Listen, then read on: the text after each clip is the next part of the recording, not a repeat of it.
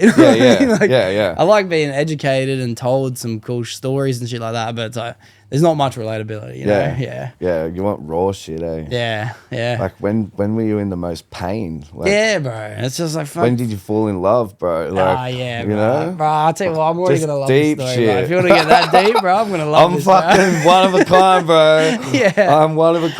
Bro, all right. Well, I'll tell you what. I'll pretty much cut the podcast in from this point. I think this is a good Yeah, point. cool, bro. And it is my official. Thank you for coming onto the Doxcast, bro. Thanks for having me, brother. Yeah, you made a Pleasure good to effort. be here. You made a good Pleasure effort. to be here.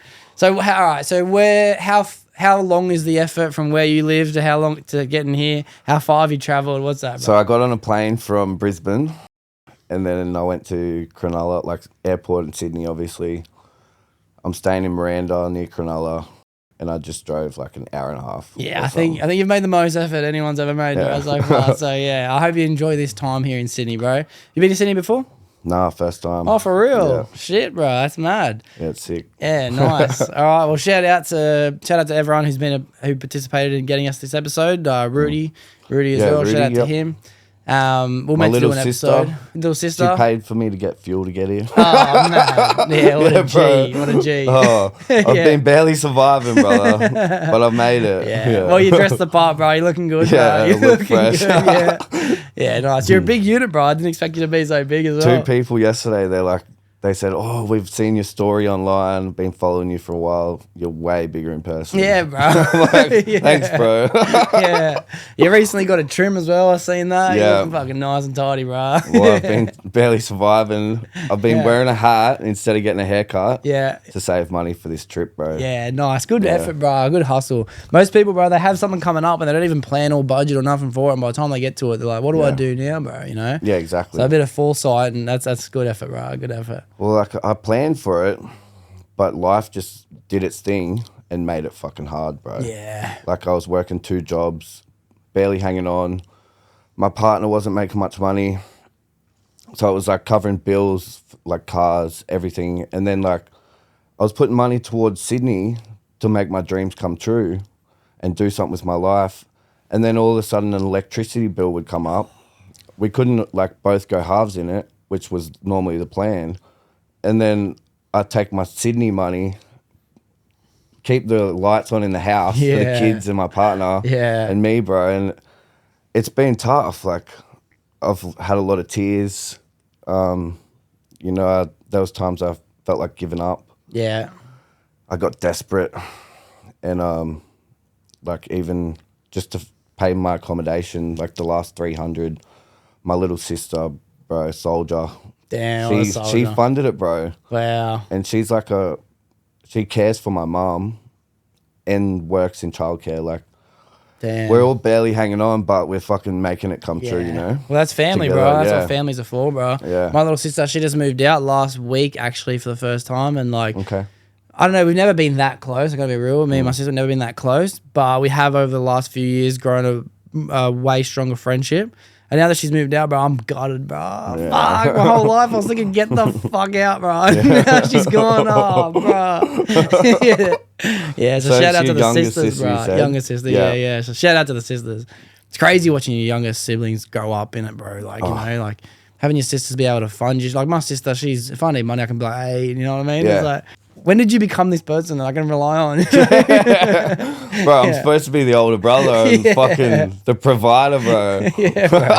It's wild, bro. It's hard It's wild. providing for a lot of like yourself when you're trying to do your thing. Mm-hmm. And then like also provide for a family and your dream. Like it's fucking tough. Yeah, bro. It's not easy, bro. It's not easy. There's actually a quote that Joe Rogan says as well. He's like, you have to plan your escape. He's like, the escape doesn't just come naturally. Yeah, you got to work your ass off and put a little bit aside as much as you can. Yep. And as soon as you get your opportunity, take it. Yeah, and for give it sure. 100%, bro. And that's how people get out. That's how people, because, bro, I know what you mean, bro. It's a race out there. We are all struggling, bro. We're trying to keep the lights on. We're trying to pay the bills, trying to provide for people. It's like, bro, fuck. Last week I was driving and I just said to myself, fuck, it'd be nice to just do me for a bit. You know what I mean? It'd be so nice, bro. The freedom's been sick coming to Sydney. For sure. But like you were saying, like you got to work. I did a 27 straight hour shift Damn. before I come here. Like, and I didn't even save money from it. Yeah. Because I had bills and shit. Like, damn, bro.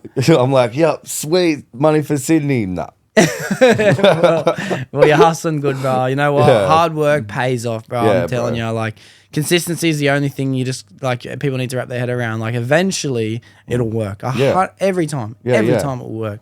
Yep. Someone said to me one time on site, he goes, have you ever heard a story of someone who tried their hardest and didn't give up and it didn't work out?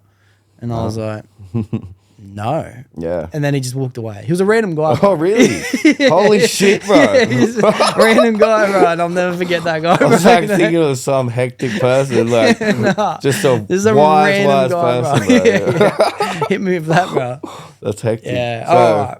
I'll tell you what, bro. I really want to get to know you. I want to get to know your story, the podcast. I love it, bro. Like, we go down side tandems and all this shit, and I'll do my best. Hit you with something. Yeah. Because it just, like, made me think about something. So I go by this thing now.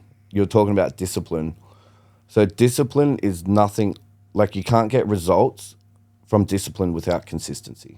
Facts, bro. Facts, You want results? Be disciplined, but not once a week or twice a week, every single minute of the fucking day. Mm-hmm. And then you'll get the results. Yeah, well, It happens over time, bro. Discipline's the only thing that you can rely on, to be honest, bro. Like, people like, oh, man, I was having this conversation with someone this week. He was talking about, bro, I just have no motivation for it. And I know this is a very common topic on the internet, but it's like, it's so true. Like, you cannot rely on motivation because, bro, I don't know how often I'm motivated to do anything. I got to be honest. Like, I've barely got motivation. I just hang on to my routines and my habits, you know? Yeah. Last week at TAFE, bro, I was like, maybe it was the week before. It was the closest I've ever been to quitting anything in my life. Like, I'm sitting in there. I had like a flu. It must have been 2 weeks ago, actually, because I had the flu 2 weeks ago. And I'm just thinking, like, fuck this. I was like, if I just walk out of class right now, I won't learn what I need to learn. I'll fail the next exam. It'll cost me money to do it. I probably won't pass this year at TAFE. My boss will get the shits. I was like, I think it's worth it, bro. Fuck this. I'm not doing this, bro, you know? And I just told myself, I was like, all right, if I don't want to go to the gym, what do? I just suck it up and I do it anyway. Yeah. And I was like, bah. So I just sucked it up and did it anyway. You know what I mean? I'm not motivated to fucking sit in there. Yeah, you know? bro. You just got to think about the why. Yeah. Like, what's your vision, your end result, or your goals? If your why is strong enough and you have a strong purpose, you're capable of anything. And that's the difference. I read it in a book 2 days ago. The difference between people that are, say, average, for instance, going nowhere, they're stuck. And the difference of people that are going places is their vision and their purpose. Their why means more to them than the normal person. And that's what motivates them when they don't want to do shit, when they want to give up. Their why is so important and it outweighs any normal person's why or purpose. And then they're hungrier, bro. And they just go after it. It's fucking cool. That's so true, bro. Because like I can even use that in a reference recently. Like I did, one of my mates, he's on a ketosis diet, so he's been doing carnivore for a couple months. Yep. And he keeps saying like the most important thing right now when it comes to my fitness, health, and physique is a six pack. He's like he's like it's number one priority. Yeah, bro. And I was like, all right, bro, I might jump on the ketosis with you. I'll do a month. Yeah. I got 2 weeks in, and I was like, what the fuck am I doing this for? I was like, I don't have a goal with this. You So know you what I mean? didn't want a six pack? Yeah, but it's like I don't need to do the ketosis diet to get the six pack because I'm naturally leaner anyway. Yeah, so bro. I'm only at any given point, if I lock in, I'm 4 weeks out from a six pack anyway. You know what I mean? Yeah, bro. I've got nothing to lose, bro. You know. So like, I gave up on the diet. I can't say that I finished it. I did do half of it. I didn't do the full plan. I'm thinking about, what did I want to quit it for? And I realized because I didn't have a why I was doing it in the first place. Yeah. You know what I mean? That's it, Like, bro. yeah, bro. So the why is important. And I actually struggle with that personally. Like I struggle to visualize, and I had this conversation a few weeks ago with my mate Shreya, is like I struggle to visualize what it is that I'm doing it for. Yeah. I just know that I enjoy doing things. That's why I do them. But I need to learn, and I will have to give myself the time soon to actually visualize what I want and why I'm doing what I'm doing. Just perfect that why. Yeah. Yeah. Because I got to be honest, bro, I do things because I enjoy it. And if I don't enjoy it, I don't do it. Like, that's just how I've always been my whole life, part, you know? bro. If I didn't want to go to work, I swear to God, I wouldn't go. You know what I mean? I find the enjoyment in doing it, you know? Yeah. See, I don't like work. Yeah. And that's what I've changed in my life now is I'm working towards coaching. Yeah. And I have bigger visions than that. I can't share them right now. Yeah. Let them because have I can't leak the information so someone else can take it. Yeah. Because this could change the world. Mad. And I don't want to lose it before it's even started. Oh, mad, But, bro. bro, See, that's a why, I get bro. goosebumps, tears in my eyes, and it's something that isn't in the world in an outdated system. Yeah, okay, Like, that's madness, it's bro. fucking insane. See, bro, that's a why. That's mad, Yeah. bro. That's mad. I'll be honest, bro. I had no idea how this conversation was going to go or anything like that. You know, I just got a really good recommendation that you're going to come on, and I said, all right, let's shoot it, bro. Not many people know what to expect with me, bro. Yeah, good. I hit them hard. And like people say to me all the time, I've never heard that before, or I've never seen that before. And I'm like, yeah, because I'm fucking different. Yeah. Like, I'll show you shit I'm the you've only never me, bro. seen or expected or heard. Like, Mad. I'm different. I'll stand out. Yeah, mad. Oh, well, let's get to know each other a bit, bro. Yeah, I want to cool. hear the whole thing. How old are you? Whereabouts have you grown up? Things like that. Yeah. So I'm 29. Yeah. Turned 30 this year. I was actually planning like my whole life. I'm like, massive 30th. I think it's going to be small, bro. Nice. Like, I'll get into that later maybe. But I grew up in Sunny Coast. I was born in Nambour. Oh, do you mean, is that Sunshine Coast? Is that Sunny Coast? Is that what that Yeah, is? like just north of Brizzy. Yeah, nice. Is that's near Pelican Waters? Is that It near? is, Yeah, I was yep. there like not that long ago. Up in Pelican Waters. Yeah. So Pelican Waters is like the fancy place. Yeah. It's like Cronulla compared to it's further inland, I guess. Yeah. Okay. Yeah. Nice. So I was born inland. Yeah. Grew up tough, bro. Yeah, bro. Yeah, Pelican Waters is actually like a suburb, bro. Like, Yeah.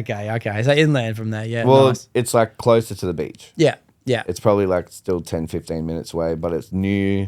I'm pretty sure they've like developed it, so there's brand new estates in there. Yeah, nice. Like, I still live in a new estate now, but it's in Caboolture. Like, people hear about Caboolture and they're like, fuck living there. Yeah, okay, yeah. But we got a brand new house, bro. Yeah, nice. Like, the rent's cheap because no one else wants to be there. Yeah, nice. It's sick, mad. bro. That's mad. Yeah. Oh, it's sick. So you always grew up around there. You said this is the first time coming to Yep. Sydney. That's pretty cool. Yeah.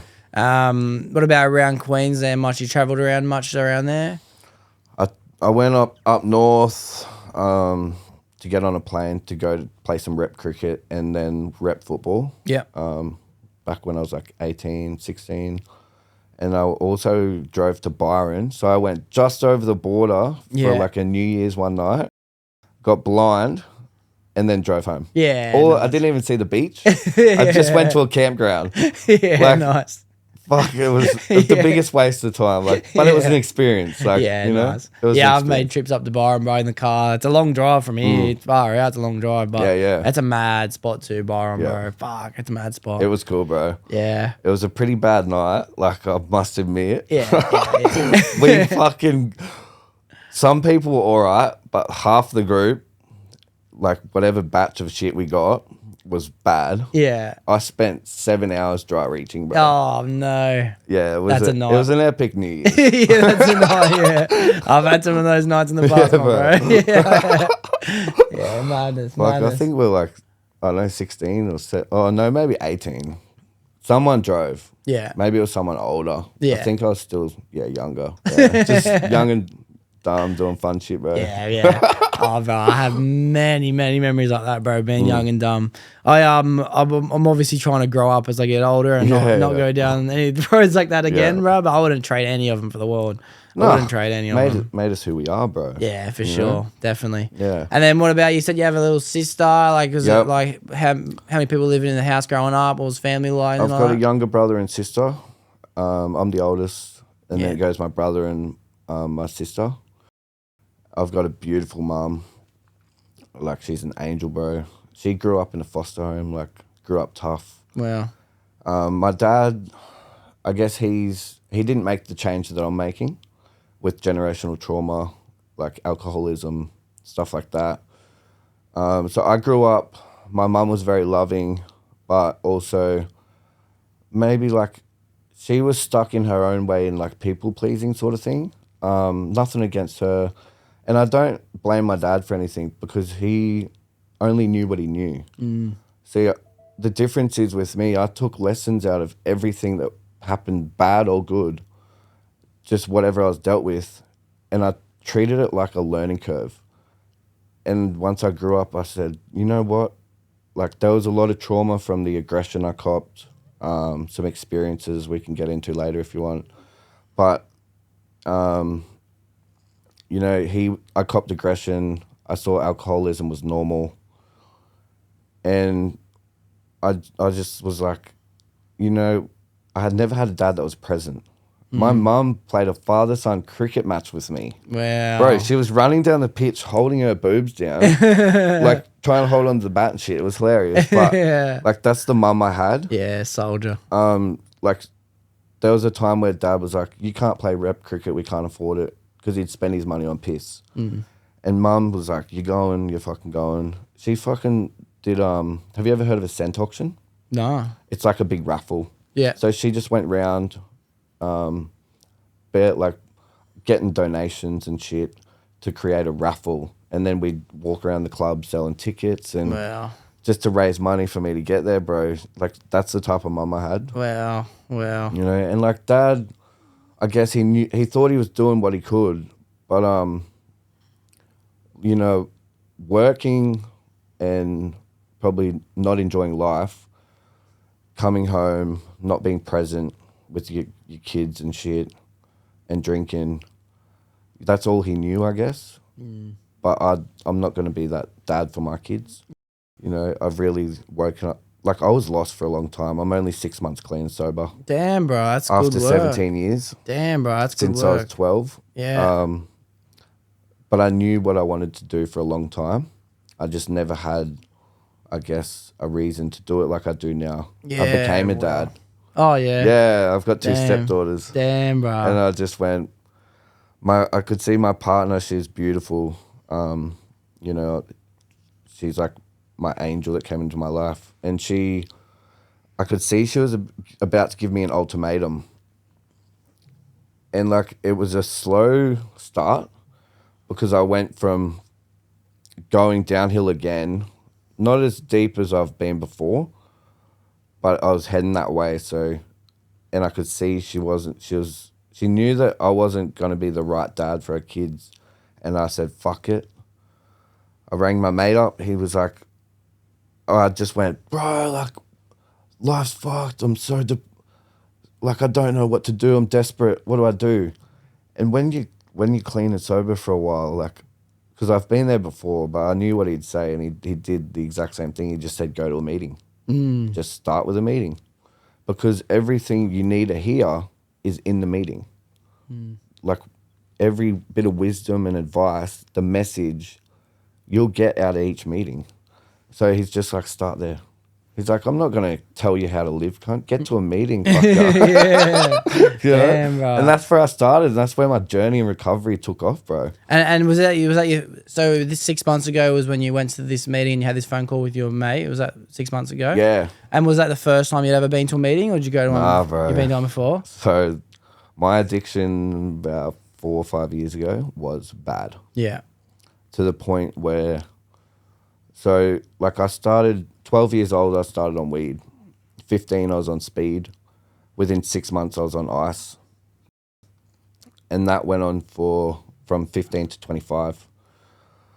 Flat stick every day. I was immune to it.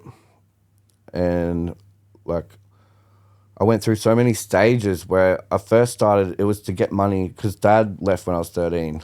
So originally it was an escape to numb my pain, but at the same time I was like, I can make money off this. I can provide for my family, like, because I was the man of the house at 13. I was like, I need to make money. So I went down, I was numbing my pain, trying to fund my habit because I was a kid. Yeah. As well as make money on the side to provide for my family. And that just took me down a path, like spiraled out of control, where I needed it to cope physically, mentally, emotionally. And it just got worse and worse to the point I was on ice for every day. I'd stay awake for 7 days at a time, bro. Bruv. Like, bags under my eyes, sunken, gaunt face, skinny as fuck, just looked malnourished as fuck.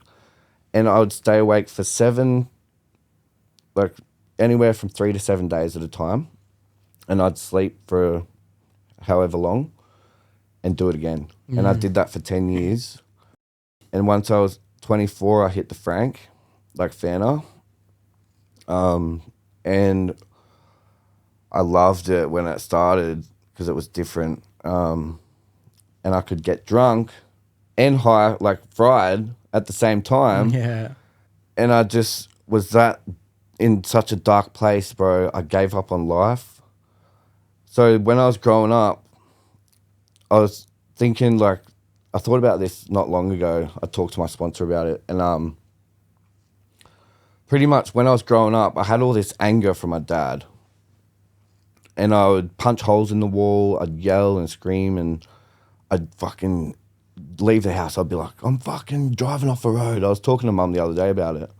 She's like, I remember when you said you were going to drive off the road and just fucking end it.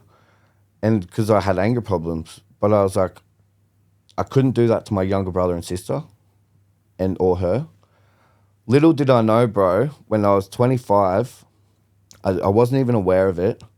I wasn't thinking about them or myself or anyone. All I cared about was escaping my life to the point I fucking would build up my immune system on the Frank and I would overdose. I've seen people do it in front of me, fitting out of control, not frothing out of the mouth, but making like possessed demon noises, like shit you see on movies, just not real. I did that 8 times. And I've seen it. I've seen how devastating it is in person. I'm so glad my family didn't see it. But to see it in person and actually think about that was me. Like, some people do that once, they don't wake up. I did it 8 times, bro, and got another chance at life. Wow. It's hectic, bro, but I went to rehab for 6 months. I could have left after 3, but it took me 3 months to cry. I numbed my pain for so long, and my caseworker in rehab, she said to me, Zac, you've been here for 3 months. We've had a session every few days. We've got deep about your trauma, about everything. She said, you're so close to breaking. What is it? And I said, I want to cry. I really want to let it out. But something was stopping it. Physically, it wasn't mentally because I really wanted to cry. It was like a physical thing. It's hard to describe. But because it was a built-in habit for fucking 20 years, that I forced myself to bottle it up because I had to be strong. I was the eldest man of the house. And I just numbed it for so long. I just couldn't break. And then something happened. I can't remember what it was. I just got sick of... I was angry at someone or my ex, like, wasn't talking to me because she got me into rehab. And I fucking sobbed, bro. Yeah. For like an hour. Yeah. Just sobbing, and it was beautiful. Felt good? It's so good, bro. And I just had the best support network in there.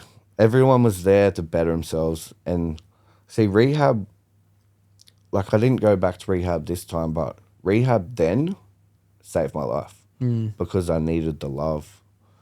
They loved me back to life, bro. And then this time in my recovery, I did it in the real world. So it was rehab. I got love back to life. I got like 20 kilos bigger, ripped as. Mad. Probably the strongest I've ever been. And I finally felt confident again. You know, in addiction, it's fake confidence. You think you're the shit, but you've got bags under your eyes. Like, you don't notice it. You're not aware of it. But anyway, I was confident again. I was like, I'm going to pick up chicks. Like, fuck my ex. She left me in there and ditched me anyway. But, you know, I love what she did. She saved me but couldn't save herself. But anyway, yeah, I went out and what I did, I just changed my drug of choice. I said, like we learn about it in there, but I was like, I can do it. And I wasn't ready to stop partying, bro. I just guess I didn't have a purpose or why. And how old were you at this point? 24? 25. 25, yeah. And, it's hard to want to give up partying at 25, bro, yeah.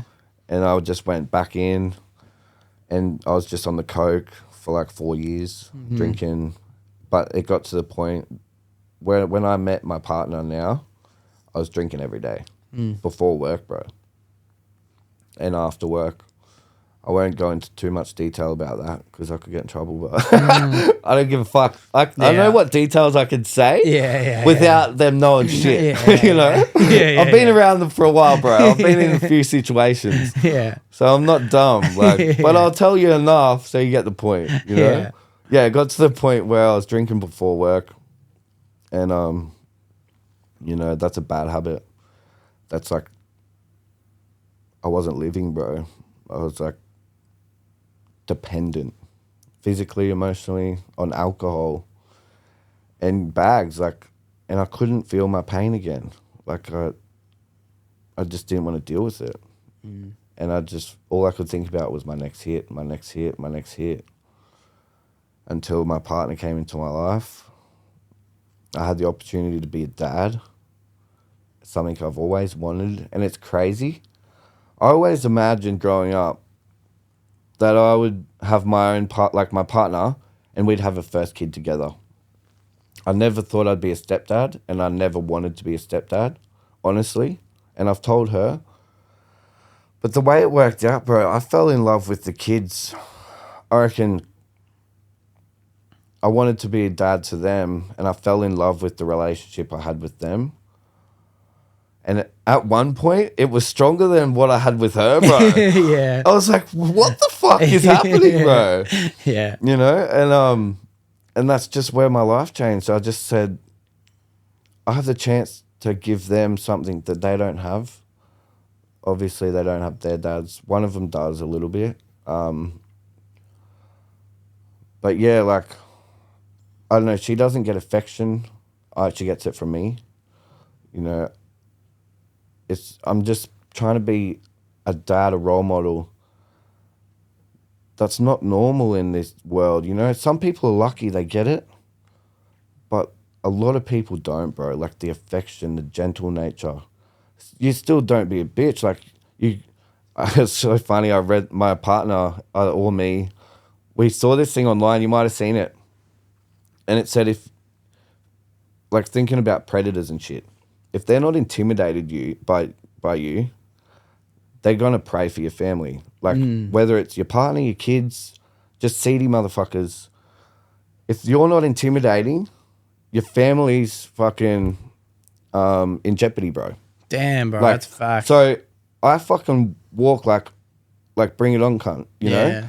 But I'm so soft on the inside. I'm so gentle and loving and caring, and I have the biggest heart you've ever seen. But on the outside... don't go near my family, cunt. Be the last thing you ever do.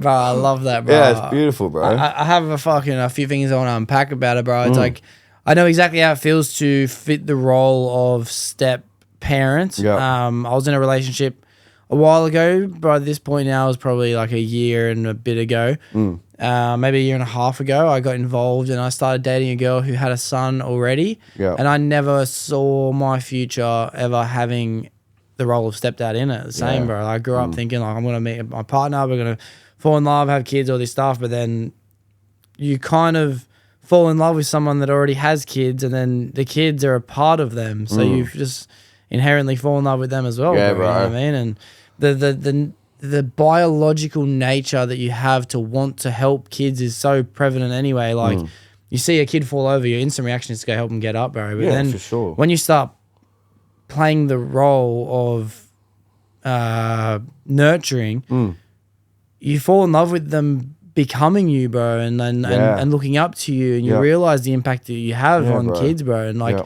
it really is the most special bond anyone can have, you know. An adult and a kid in the teaching and nurturing aspect is what I gained from that relationship, which I'm not in anymore. That relationship took a wild crash, to be honest with you. But it did open my eyes to what it really does mean to influence, you know what I mean? And to watch someone become you and adopt your habits.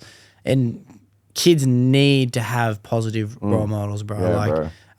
Not having a father figure in the household is one of the most dangerous things in the world, bro. 100%. Like, even if you've got a father figure, that's the wrong one. You know, not leading by example. Showing Positive father bro. figure, eh? Like, I had a father figure, but it wasn't what I wanted or needed. Yeah. You know, and that gave me as much pain as not having a dad. Yeah. Because basically I didn't. I probably, like, he did all he could, but what he did provide was enough, and he left me with enough pain when he left when I was 13, that, fuck it, it might have been better just to have mum, you know? Like, who knows? You know, I'm not going to say I regret it or I wish I had this or wish I had that, because I'm happy, I'm blessed. But there's so many technical ways to look at shit in life. And it's like, what popped into my head then, I worked in child safety. Some kids I really clicked with, some I didn't. And I didn't want to be there. Fucking stressed me out so much. A lot of kids didn't want my help. Some did. But when the stepdad thing, like, on that topic, it's a weird point. But the truth is, and I had this thought too, if I didn't like the kids, I probably wouldn't have settled down, bro. Yeah. True. Even though I'm in love with the partner, it would have been fucking difficult for me to pretend, if I got stressed or pissed off at this kid and I didn't want to be there, it would have made it difficult to be in a relationship. Oh, yeah, dude. You know, I think you really have to still click with the kids themselves to have that relationship, you know? Like, it might not happen overnight.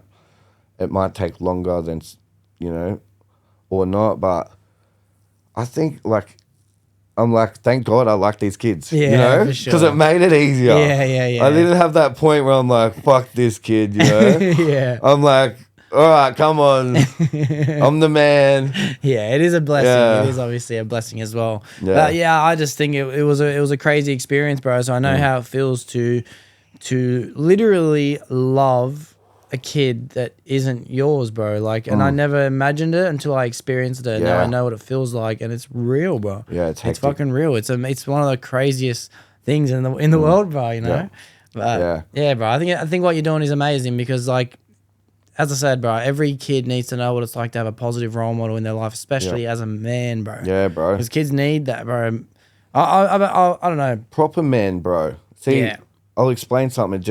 I had an idea. So, one of my turning points, I stopped drugs 2 weeks before I got clean. So, I count my clean time from when I stopped drinking because that's important. You do that. I still had an alcohol problem. And it was my birthday. I had a carton of vodka before 12 a.m., like lunchtime, I mean. And then I kept drinking. By 7 o'clock at night, I blacked out. My kids were in the other room, thank God. But I walked out and I woke up to my partner punching me in the arm. And she's like, what are you doing? I woke up and I was like, why are you punching me?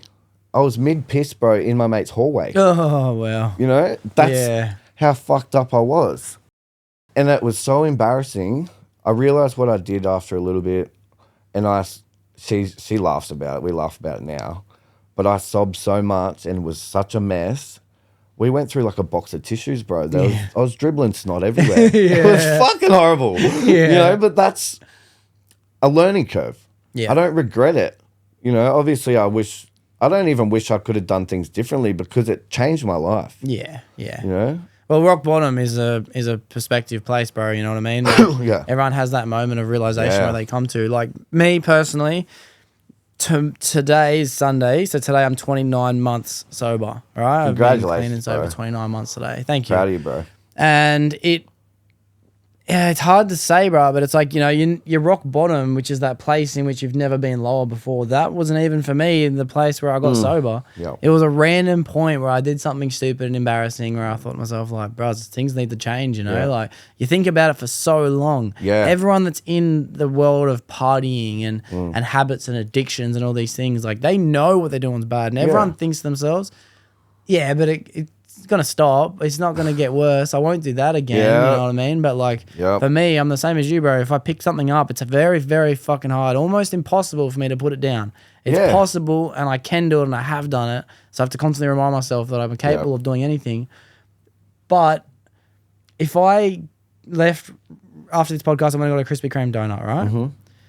the chances of me going back to that servo today and getting more Yeah, is bro. almost 100%. I have no off switch, bro. Yeah.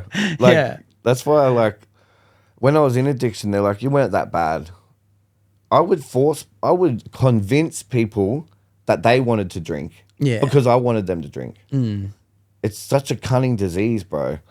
And this is like this thing, I don't know, it came to my head just then. So when I overdosed 8 times, that was 5 years ago. I committed suicide 5 years ago. It was only 2 months ago, I spoke to an older cleaner member, and I said, oh, when I did that, I just pushed it too far, rah, rah, rah. And he's like, is that what you think? And I was like, what do you mean? And he goes, you realize you gave up, bro.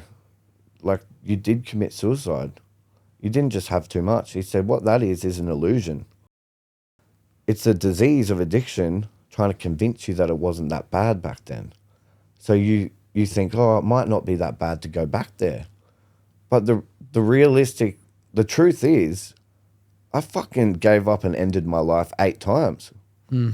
That's how bad it was. I didn't just have too much, I gave up.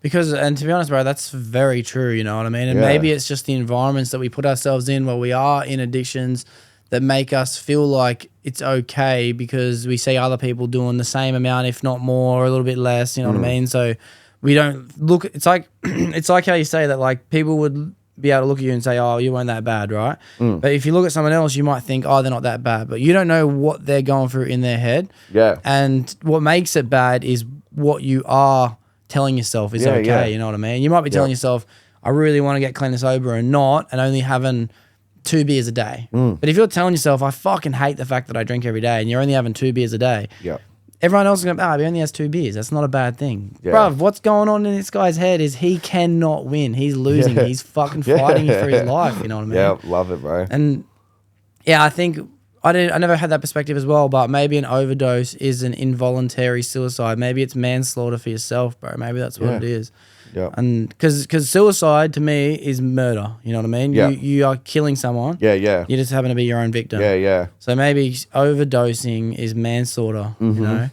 That's wild, bro. I never really understood it. I was under the illusion up until 2 months ago, and I've been that way for 5 years. You know, treating it like a joke. It's not a fucking joke, bro. Nah, it's not. But at the same time, bro, I like to tell myself that it is, bro. You know what I mean? Because like, why take it too seriously for myself, right? My own experiences, like I think to myself, and to be honest, bro, I've had a pretty crazy roller coaster. My closest mates do know, like, my life will be fucking on top of the world, and then one day later, bro, like, it's wild. Yeah, it changes quick, eh? Yeah, like, but I like to look back at it and laugh, and like I even say while I'm in the moment of like the month of misery that I'm in, like I laugh and say, "This is the month of misery." You know what I mean? I'll be sitting in a room by myself laughing and going, "This is fucked, bro." You know what I mean? Like, and that kind of helps me like get over it as well. You know what I mean? Like I like the fact that it is a joke, like. Because you can't take it too seriously. You know? Can't, or you'll be stuck there. You'll dwell on it. Yeah. And you won't move forward. You know, you'll get emotional and worked up. It's good to realize and understand it and be aware of it, but don't live in it. Move on. Yeah. You know, like you just said. If you are in a better place, then maybe it's okay to joke about it and all that, but maybe when you're in it, it's not a joke. You know what I mean? Exactly. You got to make that first leap before you can start joking about it. Yeah. I probably wouldn't joke about, like, overdosing 8 times, like, because I've done dumb shit and stupid shit in addiction. But my goal is to spread hope to the world.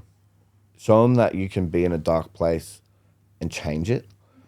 So that's not probably that part itself. I wouldn't necessarily joke about that, but something like, you know, if I fell over and fucking, or like I walked out of a restaurant. This is funny. I walked out of this restaurant. I could have went to the car park. For some reason, I thought I'd go the long way. I walked past the restaurant, 2 tables and chairs, power spewing. That far ahead of me, I didn't even get any of my shirt. Not just like a meter, bro, for like 10 meters. Like, that's just funny. Like, that's trying to power spew that much and not get anything on your shirt. Kind of, I'm different. I'm built different. Yeah, that's hilarious, bro. Yeah. Yeah, I remember being at a ute and me and my mate were sitting in his room drinking together, and like, bro, out of nowhere, I just hit this fucking projectile, bro, and like we were sitting like where I'm sitting now, and I just coated his wall, bro. It'd be as far as that wall. Not a drop on me, not a drop on his shoes, barely any on the carpet, bro. Just fucking whoosh, bro, hit that wall, bro. And I'm just like, bro, I'm so sorry. Instantly I started saying sorry. He just laughed and he goes, "That was the sickest shit I've ever seen in my life." Oh, no way. Yeah, bro. But yeah, it's fun. It's fun to joke about it. I do like joking about it as well. But it's like at the same time, it is crazy. It is serious, bro. And it's funny because like the older I get, the more I'm starting to understand how serious the illness of addiction is, because the more people I find talk to me about their addictions. You know what I mean? And the best thing about addictions is the solutions, you know? Like, people don't really talk about addictions until they've figured it out, which is what's crazy. See, what I find is people that aren't in recovery or never been in recovery, they don't understand recovery. And they will they're so convinced that it's not that bad, and they'll convince themselves whatever they need to make themselves believe it's okay, that they can have one more, or that it's not that bad, because they're not in that enough pain to make the change yet. And some people say, "Oh, I want to do this, but not that." Well, you're not ready. Like, and I did a video about it not long ago. I heard like you can choose your rock bottom. So do you want it to get worse, so you lose your house, you lose your family, your friends, or go to jail, or anything? How bad are you going to let it get before you make the change? And then I thought, you know what? Another way to look at this is sometimes rock bottom is the best, because you could be in the bearable stage, I explained it as, where you're just holding on, you're convincing yourself it's okay, and you'll do another week and another week. This could go on. For me, it went 17 years. Some people, it's their whole life, because they're barely hanging on, but they haven't hit rock bottom. Where if you go to rock bottom, the only way is up. So sometimes it's better to be in that pain, be at your lowest point, your darkest place, because the only way is up, bro. Yeah, that's crazy, bro. Being in the bearable stage, it's the hardest. Yeah. It's harder than rock bottom. Well, bro, it's crazy how much you notice your life change just by going clean and sober. Like, yeah, it's crazy difference between being at your rock bottom and being sober, right? They're completely different worlds. Oh, bro, yeah. But it's almost just as crazy to be sober as opposed to being a casual drinker or a casual smoker or a casual user. These two worlds are so fucking far apart. Yeah, and people think it's a big difference between being a raging alcoholic or a complete homeless drug addict and being a regular user of partying and clubbing and night outs and weddings and coke and bags and bitches and pools and whatever it is, bro. But it's like those worlds are right next door, bro. You know what I mean? The thing is, why are you using? Yeah. See, you could be using to cope more than someone else, but if someone's drinking 1 beer every day compared to 10 beers, they're still using it to cope. Well, they still have a dependency they're covering up. Definitely. You know? The way I see it is, it's like, why are you using, but why are you not using? Yes. Yeah, you know that's what I mean? That's a banger. Yeah, thanks, bro. That's a fucking banger, bro. Yeah, thanks, Russ. Because it's, but that's the facts, bro. Because like everyone that I speak to that like, because it's, I don't know, it's not like I hate the conversation point, but it's like every time I see certain people, it's always like, oh, this guy's fucking hasn't fucking done anything for 2 years. Oh, this guy's 2 years. Oh, he's been clean sober 2 years. And like every time they want to introduce me to someone, that's kind of the thing. Yeah. And then the conversation always leads with like, oh, bro, I don't think I'd be able to, you know, go out without drinking. Or I don't think I'd be able to go to a 21st birthday without drinking or whatever it is. And then I'm always thinking to myself like, why, bro? You know what I mean? Like, what do you need to do it for? Yeah. I kind of get why you'd want to do it, but people don't tell me like I want to do it. People tell me I can't not do it. Yep. So when I came into recovery, I had to, because most of my family are in addiction, okay? So it was hard for me, even though I wasn't used to not drinking, because it was like a stress dependency, like vaping for me. It was a vice. And even though I was scared of alcohol and I didn't want to ruin my clean time, if I was around alcohol, I couldn't have a soft drink. I needed to have a zero, like a beer. So I was still getting the taste, but no effect. And I grew out of that. It did take a while, but when I've dialed in with Rudy, my coach, and then just really dialed in on my everyday habits, I was so focused on that it outweighed my want to drink. And that's where the change happened. I didn't know how it was going to happen or when. I didn't even get ready. I just started focusing on something. It was hard work, bro. It was discipline. And before I knew it, I stopped thinking about zeros. And I was like, well, that's weird. But what I did, I think from focusing on daily habits and routine and hard work, I got stronger, like mentally and physically. And that's where I put the shit down. And my whole mentality changed, bro. It's the why, isn't it? It's the why that made it like that, I guess. Because I told myself in the beginning that I was like, I just want to try and go 12 months. I just told myself 12 months. That's all I need to do. And I kind of convinced myself if I can't do this, like I can't do anything, bro. It's just 12 months of my life.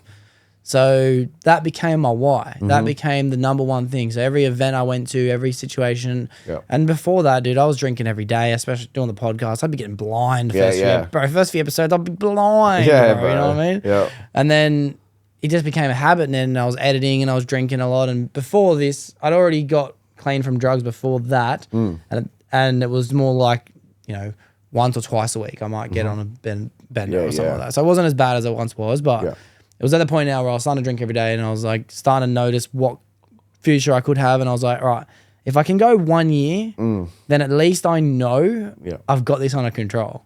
And then it wasn't until I got to that 1 year point that I'm like, bro, my life is so different. Bro. Yeah, bro. It's so different. And I was like, I'm fearful. And now my why has changed from curiosity and setting myself a goal to my why is I don't want to go back to the version I was before. Yeah, bro. And it's a whole new reason why I don't do it. I'm fucking scared of it, bro. I have nightmares of drinking, nightmares of smoking, nightmares of drugging. Like, I have fake memories over the last 29 months of being on benders. I have fake memories of fucking being at hotels and festivals and all these things.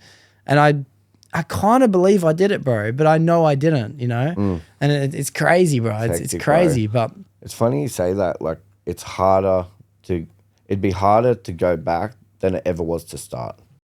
A lot of people, like, they get stuck in, it's so hard to make the change and rah, rah, rah. Once you get past a certain period of time, like I was talking to Rudy about it on the phone, and he's like, imagine going back now, like undoing everything you've done, going against everything you've learnt and said, and going back to standards that suit other people, like to make them comfortable. But like, imagine going back. And I said, fuck, that would be harder than starting in the first place. Yeah, bro. Like, so crazy, bro. Because you've come so far, bro. You've come so far. And your brain just starts to evolve and grow and multiply. And your thoughts and your creativity and your dreams and your purpose and everything finally starts to come to life. Yeah, bro. And I don't know if it's because you haven't got the chemicals in your brain and your body that you've been poisoning yourself with, or if it's the fact that you've been training yourself to be able to do what you say you're going to do. Yeah. But it's like they're working together, bro. You know what I mean? Yeah. And it's like because you're healthy and you're fucking proving yourself every day that you're right. Yeah. It's like your brain just goes, it's like a superpower, you know what I mean? It's like, you know how when the Hulk gets hurt, he gets stronger? Yeah, bro. It's like that's what's happening day after day after day. Yeah. It's fucking cool. And I'm not saying it's impossible for anyone to do it if they are a user of anything, but it's definitely enough curiosity for me to want to be like, what else can I do if I was sober? You know what I mean? Like if I already feel like I can run a business, I've got a family, I go to work every day, I train every day, and I still go out on the weekends and have a good time. I think to myself, like, do those people not think how much better it could be if I didn't? You know what I mean? Or are they just comfortably cruising and they don't want too much more? I think there's no such thing as a perfect addiction. Like, there's healthy addictions like exercise. You can do too much. But what you were saying just then about people that they seem to get by with work, you know, they live their life and can socially drink. I think there's still something they're covering up. whether it's an emotion, they're covering up something. You know, you might have to dive deep into it to figure out what it is, but there's still something they're lacking. You know, it might be discipline. It might be, could be confidence, affection, confidence. Yeah. Confidence is a big one. Yeah. See, a lot of or sensitivity. Yeah, like that's where confidence comes, because yes, we're all sensitive people. We don't like judgment. Do you know the thing I talked about the other day? I don't know if you've seen it. The biggest fear in the world is getting judged and public speaking. Yeah, facts. That's why people can't get on their phones. Like tell someone to pick up their phone and post it. Yeah. They'll be like, nah, fuck that. Yeah. What if, or like I talked about the other day, mad idea. So public speaking is the biggest fear. A lot of people, like even my partner, I've been teaching her. So she's like, you're good at it, and I pass it on to her. So I said, babe, start with, she won't even send a message to a stranger in case they don't like her. And I said, all right, so I went online. I said, all right, if you don't have confidence, enough confidence to go up to a stranger in public, if you like something about them and say, hey, you have a nice shirt, you're not proud of who you are. You don't know who the fuck you are yet.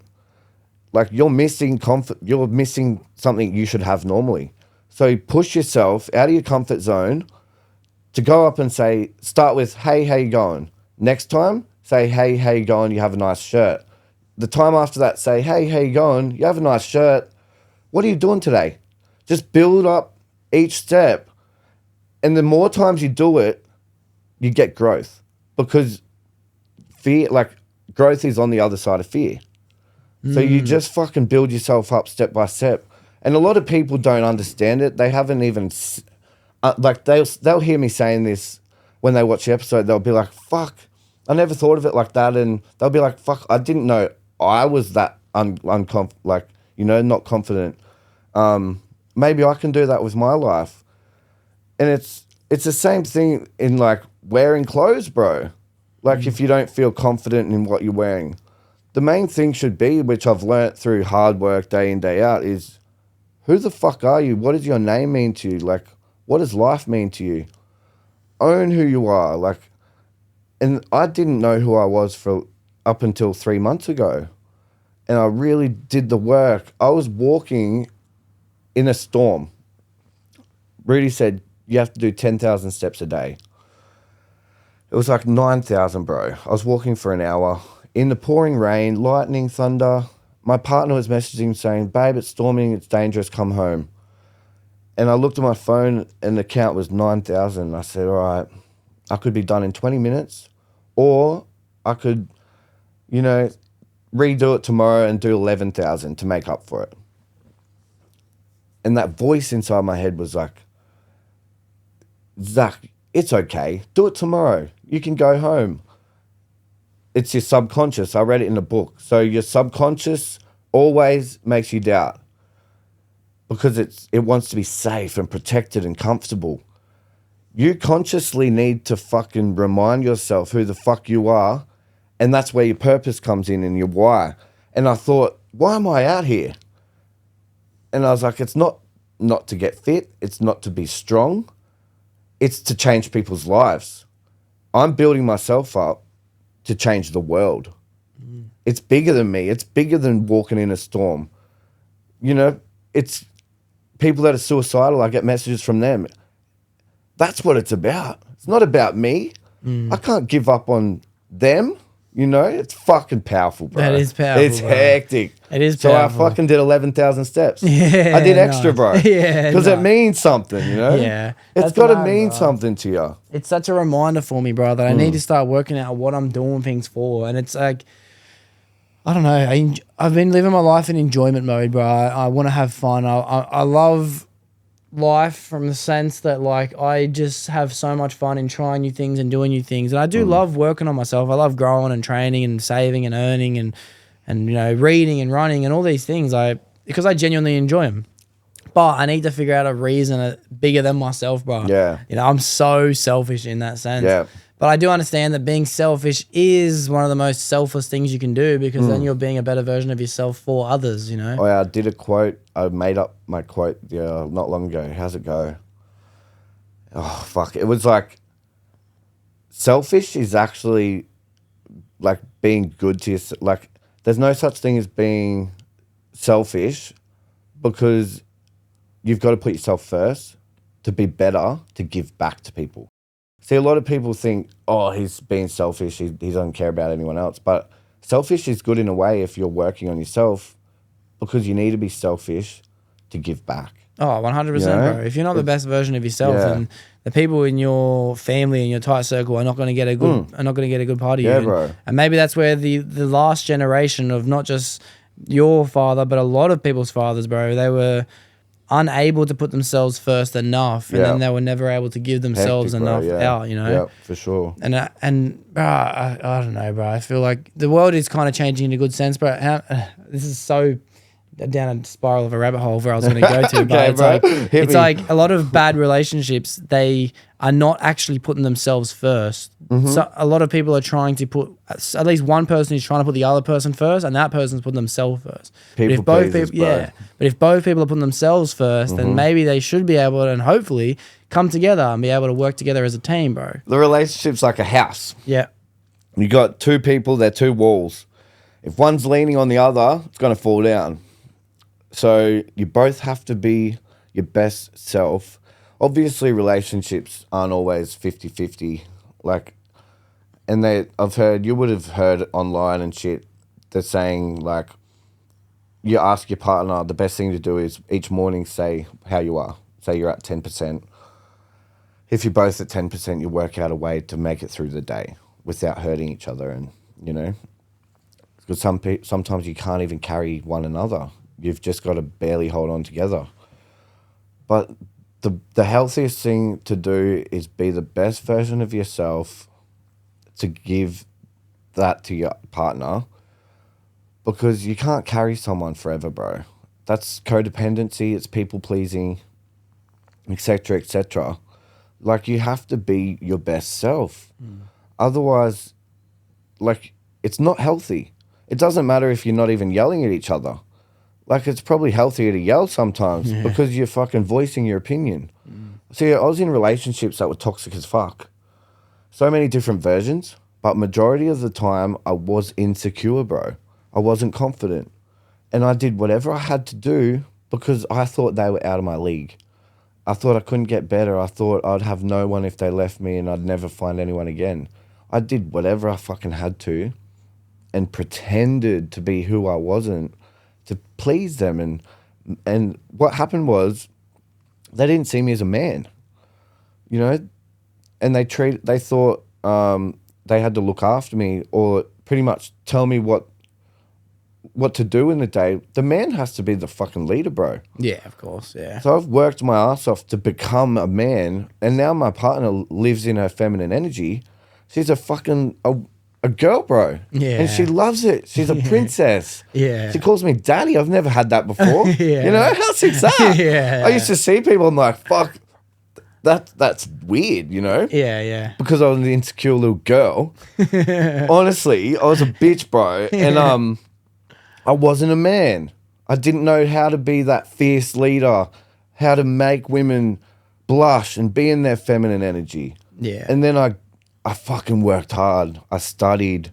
I hung around big dogs like Rudy and, you know, listened to videos of Wes Watson and just men, bro. And my mindset started changing. But see, people can listen to that. They won't change. They'll learn, but they won't change. You have to do the work. When you don't want to, you say, like, I hear it in videos, I watch. When you want to give up or you don't feel like going today and you make excuses, that's a fucking weak attitude. You know, it's shit attitude. You do shit when you don't want to do it, and it builds character. It builds strength. And no one can take that away from you. That's why I know the work I've done. So someone can say, oh, you're not on that level. I say, bullshit. Fuck, if you only knew the work I did to get here. Like, you can't take that away from me. I know who the fuck I am. It's because you've proven to yourself. It's crazy, enough times, bro. You've Yeah. proven to yourself. Like, you've built the Can you foundation. throw that somewhere? Yeah. It's annoying the shit out of me. Thanks, bro. Can't concentrate, eh? Yeah, I'm the same. I usually put mine on Do Not Disturb, but yeah. And it's like as soon as you stop doing what you say you're gonna do, it's like other things want to stop happening, bro. You know what I mean? It's a cycle, bro. It's a negative feedback loop. As soon as you start giving in, bro, 100%, and that voice, bro. it's always there. It's always there. You're always saying, tomorrow, because to be honest, I'm trying to become a bit more predominant in my relationship with God. I'm trying to build a bit more of a faith. Yep. I actually, when you said church, I was like, cool. yeah, bro. Yeah. You know? Well, depends what your plans are today, bro. I'm hitting church later on today, so feel free if you want to come. Yeah, feel free. But yeah, it's just like I can't remember the point I was getting at before, but it's like, yeah, I might just tell myself like, I might read a bit of the Bible tonight, and then if I get to like 10 p.m, I'm like, fuck, bro. Let's just watch some Netflix, bro. You know what I mean? Let's just watch a bit of fucking YouTube. Yeah, bro. If I don't do what I said I was going to do, I'm not waking up before work early. I'm not having my morning routine. I'm not getting to site, ready to go, charging like a raging bull, bro. I'm like, it's like I'm picking up the habit I left off. You know what I mean? Yeah. You got to just allow the momentum. It's like whatever you drop into the river of choices, that's what will continue to flow out of it, bro. Yeah, are you going to drop Are you going to drop the pebble of persistence or reluctance? You know what I mean? Yeah, for sure. Yep. And I'm just doing my best at all times, but I just try and be persistent because I think like the best thing to do for me personally is don't put it off.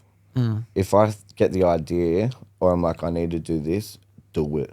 Because the longer I put it off, the stronger the fucking weak voice gets in my head and the stronger it is, like has the effect, and I talk myself out of it. And it just leads to fucking worse shit. And it becomes a routine, bro, and I just go backwards.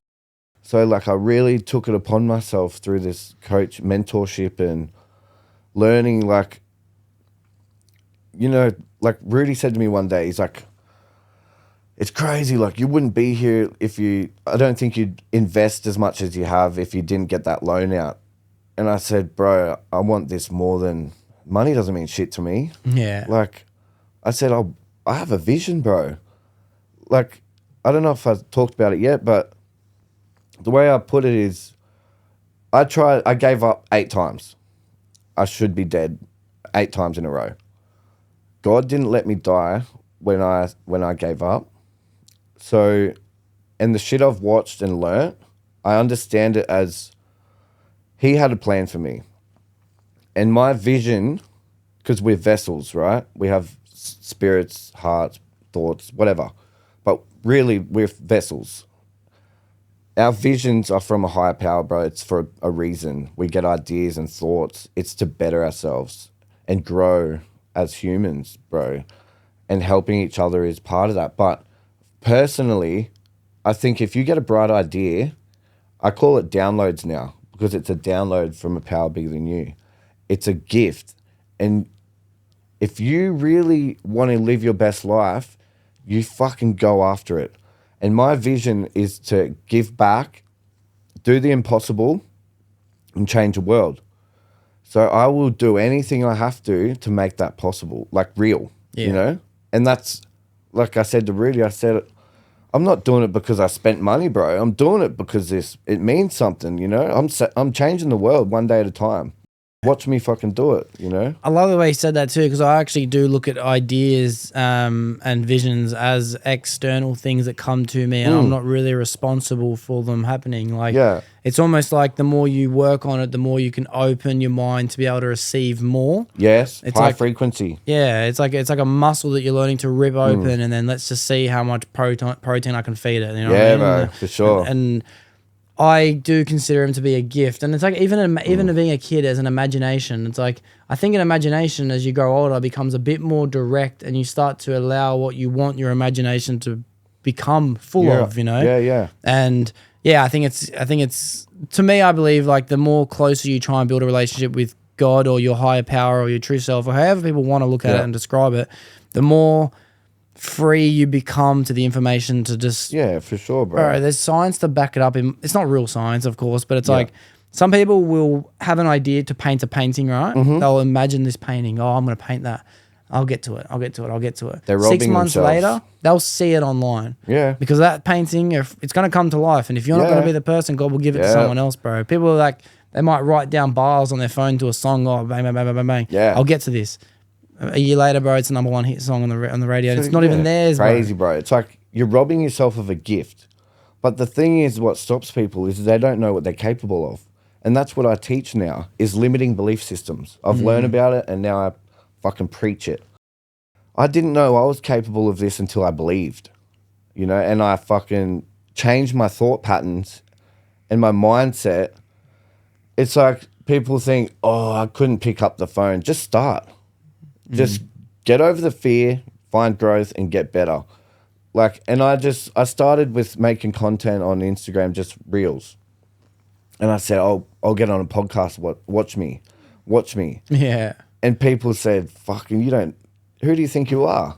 I said, I got on my phone, bro. I made the most cringiest video. I copped so much shit. Yeah. I started learning. I just said, I was out at a date with my partner and one of her friends that I went to school with. And I was a bit of a popular kid, like, not exaggerating. I was pretty like cute, I guess, for the girls. And I had a big Justin Bieber fringe and shit. Yeah. I used to wear a hat. Anyway, this was like a few months ago. We're sitting at lunch and her friend goes, crazy, like, you met Robin. She's like, I can't believe it. She's like, you were the Zac Swanton. That's where my fucking handle came from. Yeah. And I said, the Zac Swanton, not just Zac Swanton, the fucking Zac Swanton. I was like, yeah, girl, let's go. Like, that's mad. And then I got on and I got really heated and emotional, and I said, I know who the fuck I am and who I can be. I know my potential. And I got on the camera. I was at work, bro, just multitasking, you know, making the most of some spare time. And I said, I'm the new version of the Zac Swanton. Watch me fucking win. And people are like, you're insane. Like, they're like, what? That's so cringy. Like, you know, because people don't do that shit. They don't fucking believe what they're capable of, bro. And they always talk themselves out of it. Or they get an idea and they're like, oh, I can't do that. Or, you know, what will they think of me? You know, I'll cop hate. Fuck that. Yeah. Like, bro, I'm doing shit that triggers people's. Like, because even my family, they're still doing shit I fucking tell people not to do. And if you're okay doing it, please yourself. I don't hate you. I don't have anything against you, but I'm not targeting you. I'm targeting an audience in the world, bro. It's bigger than us. It's bigger than me. It's bigger than you. And how I look at it is like, if you take it personally, it's hitting a spot that you're not comfortable with, that you know you need to change. I'm not going to justify what I've said. It's inside you that needs to be worked on. And I've done the work, so I know I've been there. But I went through so many stages, bro, copping criticism because it fucking hits people's nerves. It's a fucking topic, what I talk about. People fucking hate it. Yeah. They feel judged, or they want to project hate against me because they get offended because they're too comfortable in their own shit that they don't want to make a change themselves. And I went through a stage where when I get hate, bro, I'm a very sensitive person because I'm trying to do the right thing. And I don't have a bad side in me unless I'm fucking defending someone or protecting myself, you know? And the fight or flight kicks in. But I couldn't be mean to someone. Yeah. I'm not like that. And when people are trying to get in my head and put words in my mouth or, you know, aim shit that's not real, I take it personally and I'm like, what have I done wrong? And I get fucking sad, bro. And it's really been a difficult fucking period for me to just remember why I'm doing it and not take shit too personally. Like, I don't know, have you copped adversity? Like, it is a hard thing to come to terms with, bro. Like, realistically, it really is. I have a really, really influential person in my life that I look to for advice when it comes to these things. His name is Shreyas, and I did a podcast with him recently, right? And his whole purpose is he's trying to become the best version of himself, right? He only speaks facts. A lot of the times what he does speak, it might be an idea that he just thought of, but he still means what he says and he's trying to say the right thing. Yeah. And a lot of people online give him shit, bro. A lot of people give him shit It's for so it. fucked, eh? And I speak to him about it and he's like, and he says, so he's at the point now where he's like, bro, if I make a video and people aren't commenting shit, it was a shit video. Yeah, bro. No know? such thing as bad publicity, bro. Yeah, That's bro. what I live by too. He's like, it was a shit video. And obviously there's a lot of people that he's helping and influencing, and he's definitely helped me to be more confident when it comes to making content and stuff like that, because he's proven to me that no matter what people are saying, you can still post it anyway. And the right people will hear the message. Yeah. The shit ones will keep shitting on your own life, bro, you know? I'll go somewhere, laugh. you watch me win while you're sitting there watching me, you know? Yeah. What are you doing with your life? Dude, I'll laugh, bro. I'll laugh. Don't get me wrong, there's comments and stuff that come along that made me think, fucking dog. But they still make me laugh. People might comment on some of my insecurities that I've already got. Yeah. And I'll laugh at the sense where And it's it like, hits a nerve, like, but I like that. Like, I do. It's growth, bro. It does make me feel like when they say something that I'm already consciously thinking of, it might just be a habit or a tick or a appearance or whatever it is. Someone will say something and I'm like, fucking bastard, he got me, you know what I mean? That's because he had a feeling. That's the thing I've been thinking, bro. You know, he got me. Bro. But then like other days, like 2 days ago, I think I was just looking at my notifications that are on my lock screen and I seen the one comment was like, this is absolute facts. We need more fucking opinions like this. The next notification underneath it was, shut the fuck up, you virgin. I was like, bro, that's gold. That is so funny, bro. And that's the point of the internet, bro. To be honest, bring it on. Like, let them come, bro. Let them come. It's hard at the start. Like, I've been through stages where I'm fucking confident and it doesn't affect me. Other things, when it's a bit more personal or it's someone that means something to me, it's a bit more personal. But it's a learning curve. It's all growth. And I've gotten to the point now where if you're not open-minded and you're not trying to learn, I'm not going to explain myself. I'm not even going to reply. Because if I reply, I'm giving in to your fucking toxicity. Yeah. So, like, if you don't understand and you're not trying to learn, I don't care. Like, eat shit. But if you're trying to learn and understand, I'll definitely give you time and teach you what I mean or share with you, like, what I'm actually thinking and give you wisdom. But I'm not going to justify my actions anymore because deep down I know I'm doing the right thing.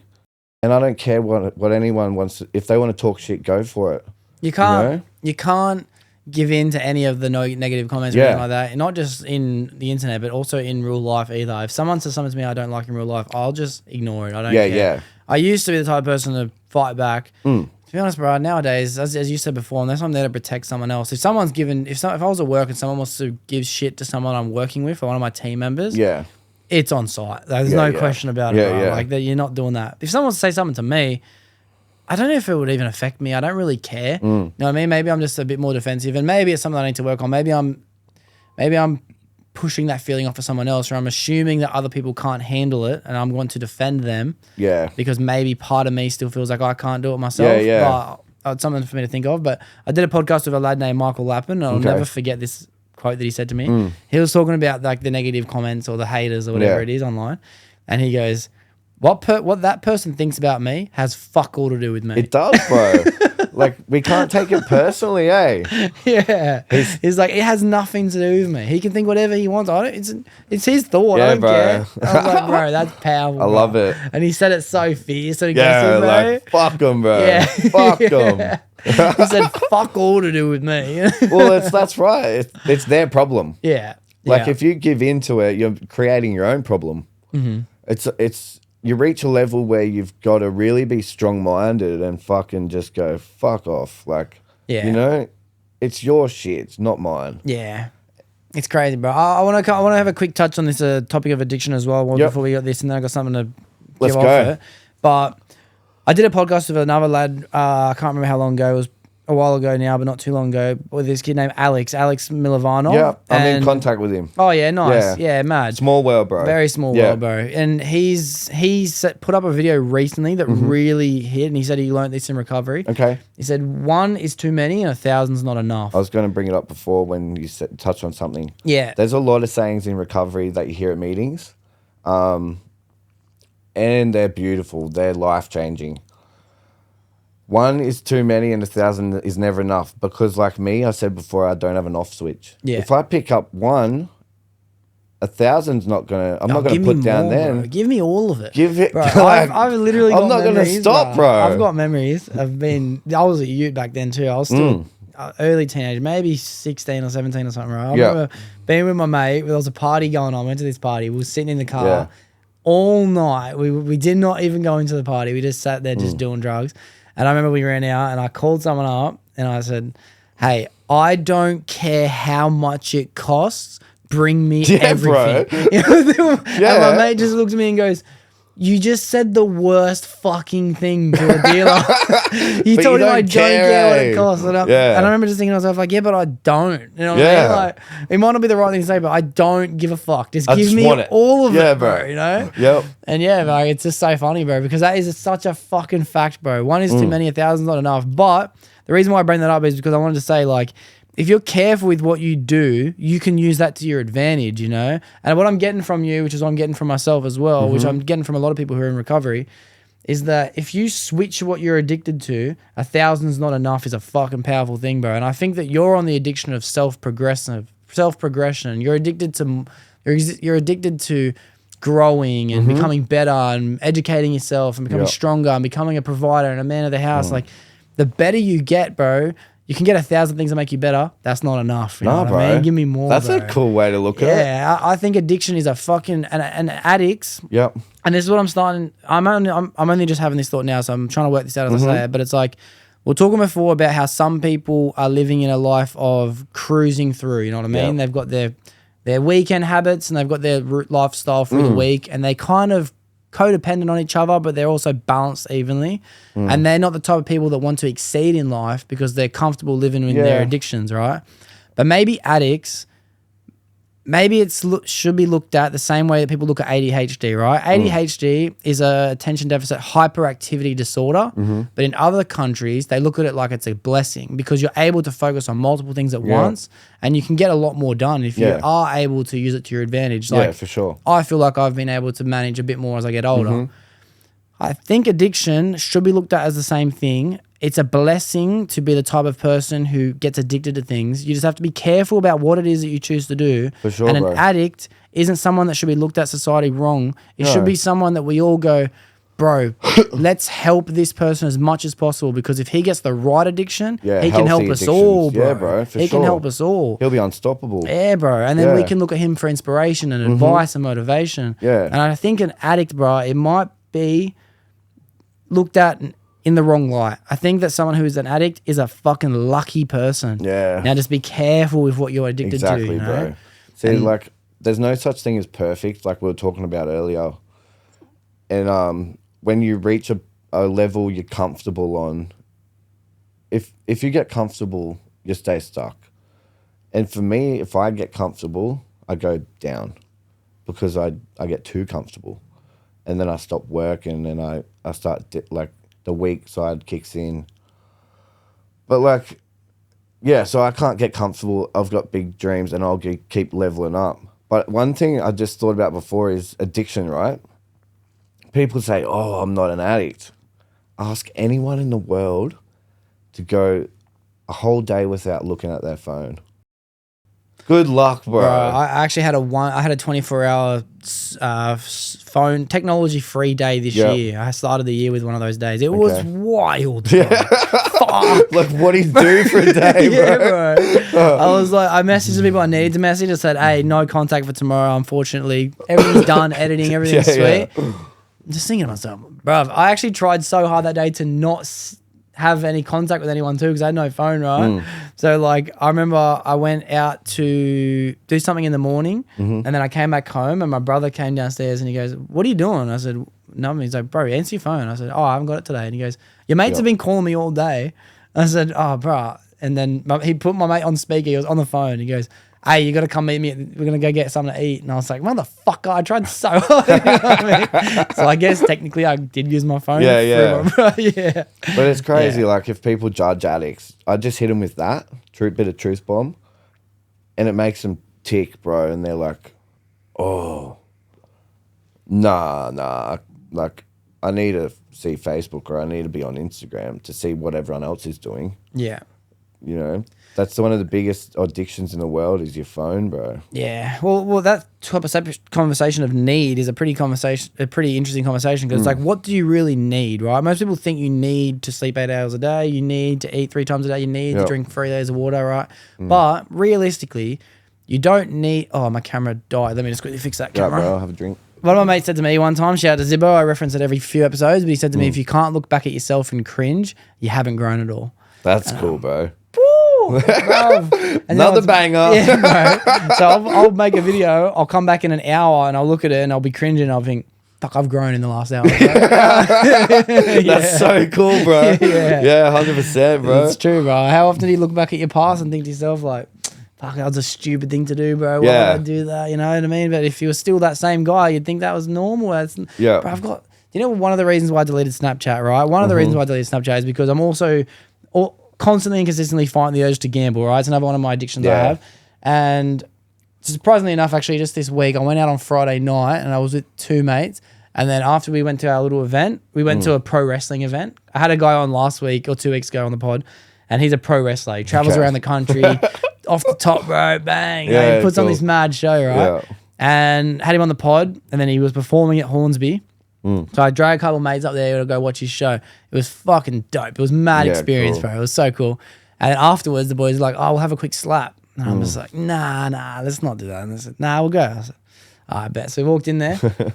They're on the machine, and I'm next to them. And I'm just, what I did is I told myself, like, what if I had never played this before and I just watched them? So even though they were asking me questions, what are you thinking about? And I'd even say out that I was like, I'm just trying to work out what you're doing, bro. You know what I mean? Like, I'm just trying to, what's the point of this? I just watched them run out of money, bro. Yeah. And I fought the urge not to gamble the entire time. Good stuff. But even after I dropped them home, I came back to the area and I drove past my local and I was like, oh, but now that you're by yourself, you've done well. Why don't you just go in and have a quick slap? Don't put much money in, just do it. You know what I mean?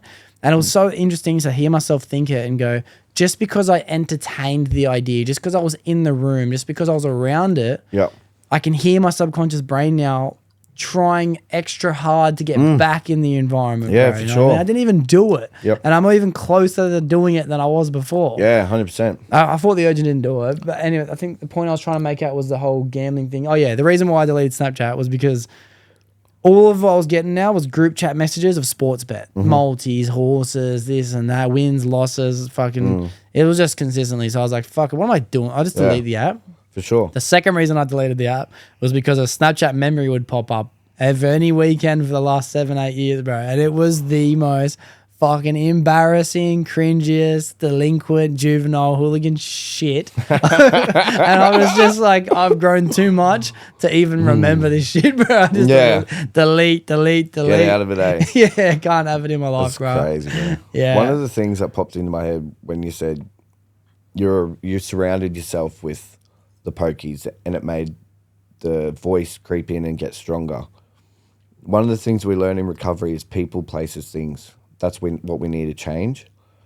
And it's so hard because, like, say your places. I'd still go out to lunch everywhere. I've done coke in every single toilet I've been to in the fucking, like, the whole coastline. Because I did it for years and I fucking went around the block. So I'd have to create new habits. Sometimes it's too triggering to go to a place too early. And I couldn't go there because I'd think about coke.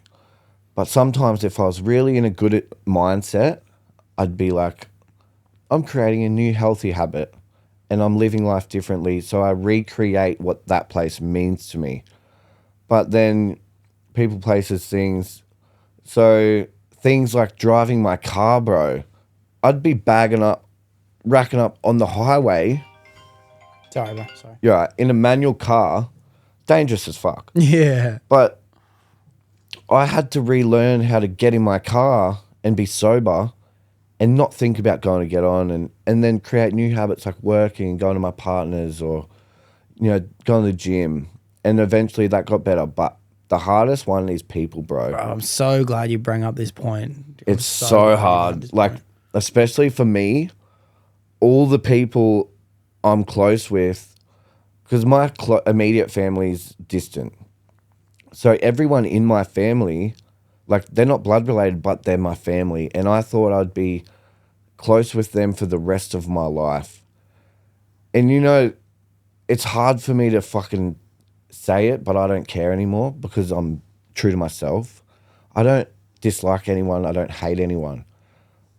But when I grow apart because I'm changing my life and they try and disagree with it because it's uncomfortable for them, or, they'll be like, who do you think you are? Like, I'm not trying to be better than you. I'm trying to be better than who I was, and I'm trying to help the world.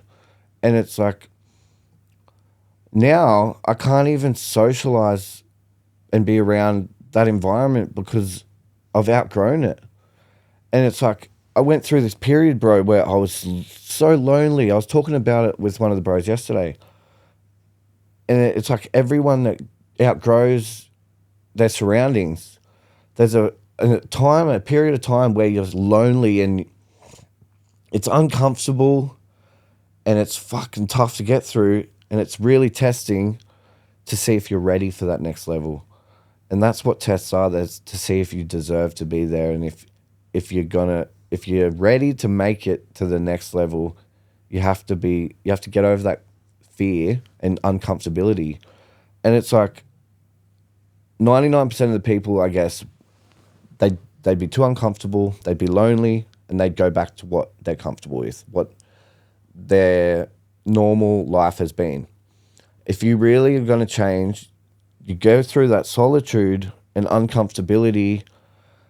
And yesterday, bro, I finally started getting on the other side. Someone came into my life and I broke down in tears, bro, because I've been waiting for so long. It's been so hard. I've been tested in so many different ways. And I finally got rewarded with someone that was meant for me and sees me for me and just goes, bro, you're inspiring. And like, and we had so much to relate about, like our past. We both had shitty dads. We both had addictions. Like, it's like purpose and meaningful shit, bro. Like, we're not sitting around drinking, talking about old stories or just... So this dinner, I'll talk about this. This is really cool. Where my life changed completely, I was mentored by Jackson Tippett. Oh, bro, shout out. Yeah, Rest bro. in peace. Respect. Yeah. He's from the Sunshine Coast too, yeah, bro. I was chatting to him before. Yeah. Yeah, well, on his last trip to Sydney, I was meant to link up with him. He was going to come do a podcast, but our time just didn't line up properly. Yep. I was like, I want to head up to Queensland because I was going to do a Sunshine Coast trip and do a few podcasts. He was going to be one of the guests I did. Yeah. But, man, I guess haven't got another soldier, and God rest his soul, rest in peace. But what an inspiring guy he's been, bro. So, for me, changed my life. Yeah. It was so short. So I rang him up. This is so people, they need results or they need to be fucking really dead set on something to change. I just knew what I wanted. I didn't even know who he was, and my partner, so she said, what about a coach, babe? What about this guy? And I knew straight away that's what I wanted. He was playing golf with Chill and all the boys, and I was like, fucking, what a crazy guy, what an awesome guy. Little did I know we'd become best bros in such a short time. And so I rang him, and I talk about this online. So all I had was $1,500. He said, I don't normally do this, but I see potential in you, like he does with everyone. And he's had that effect on so many lives. And he just said, what can you do? I said, bro, I need at least $500 to pay rent and survive. And so I don't lose my car and shit and my house and I can eat. He said, all right, how about you give me the rest? And he's like, because normally with coaches, it's all up front. Yeah. There's no weekly thing unless you go for a finance company, but the coach still gets the full amount. Anyway, I said, all right, bro, that's respect, you know? He's doing something for me that no one would do. I fucking deposited the I threw my phone. I was so scared, bro. I'm like, what have I done? Like I've just thrown $1,000 away. It's a leap of faith doing that, bro. Getting a coach is a leap of faith. Yeah. Yeah. And, you know, I picked him up. We trained together. I actually dropped him off at the airport. God had other plans, obviously. But he messaged me at the airport and he said, you're a real brother. Because, I don't know, you could just tell I was myself because I wanted to get to know him. And in that car ride, I learnt so much so quickly. And I've never experienced such a powerful person. He just had this effect on me, bro. And there's one thing he said, and I live by it every day. He said, just be sure. Just be sure. Because he was so confident and he believed everything he said. And then I dropped him off at the airport and he messaged me and I was so surprised. I wasn't even back home. I read it when I got home and he said, you're a real brother. And he goes, when I get back, I want you to pick me up and we're going to go to my mum and dad's, like my home, and have a family roast. I want you to be there. So that's how quick we grew in such a short time, bro. There was just a trust and a love there. And I was so strong because of that, and I had hope. And when everything didn't go to plan, I was desperate again. And I was in so much shock. I'm like, it was like a safety net in a way because I had someone that I could learn from and grow with, and I knew it would work. I knew it was the right person to get me to where I wanted. So when that got taken away, bro, I was devastated and I was lost. I remember at the funeral, so everyone says he's a master of connection, bro, and networking and bringing people together. That's what I knew him for on social media, bro. Yeah. So when I was at the funeral, obviously I was grieving and stuff like everyone else. But I said, what would he want me to do? And he'd want me to meet people. I took it upon myself to introduce myself. I had so many beautiful conversations. And then I went out to dinner, and the dinner changed my life. Chill invited me to dinner. There was Chill, Willow, Rudy, and Clint Chadwick, and the girls. All we talked about was obviously Jackson and his life and how special he was. But we talked about vision, success, growth mindsets, motivation. It was a level I've never been a part of, and it was something I've never experienced. And I was one of the boys at that table, bro, and I said, I belong here. This is the new me. This is what my life's going to be like. I'm not wasting it anymore. And I thought, this is what it's like to be on a level. There's no bagging people out or gossiping or drama. All we talk about is success and growing and what we want to do with our lives. And it was so positive, bro. And that's why I was like, I need this in my life. Like, how am I going to get it? I got connected with another coach. It wasn't meant for me. And then me and Rudy got connected. After, like, from that dinner, we got talking. And my life continued to change. And, like, I've learnt stuff. You know, it was meant to be. I got my power back, bro, with Rudy. Like, and I want to tell you this. This is where I was getting at. So Jackson has a connection with me. I thought I'd lost it. Bro, he still works in my life. Yeah. He's still here. Yesterday, so I connected with Sharon Orville at the funeral. She connected me said reach out to Sean French. I'm connected with him, bro. Amazing man. Fucking very inspirational. A lot of wisdom. And I'm working towards getting to see him one day and be on his show. Wow. That's what I'm aiming towards. And I know I believe in myself. And I tell him, I put it out to the world, I manifest it. I said, I'll see you soon. Yeah, man. I don't know how I'm going to get there, but I will. Yeah. You know, I've got big plans.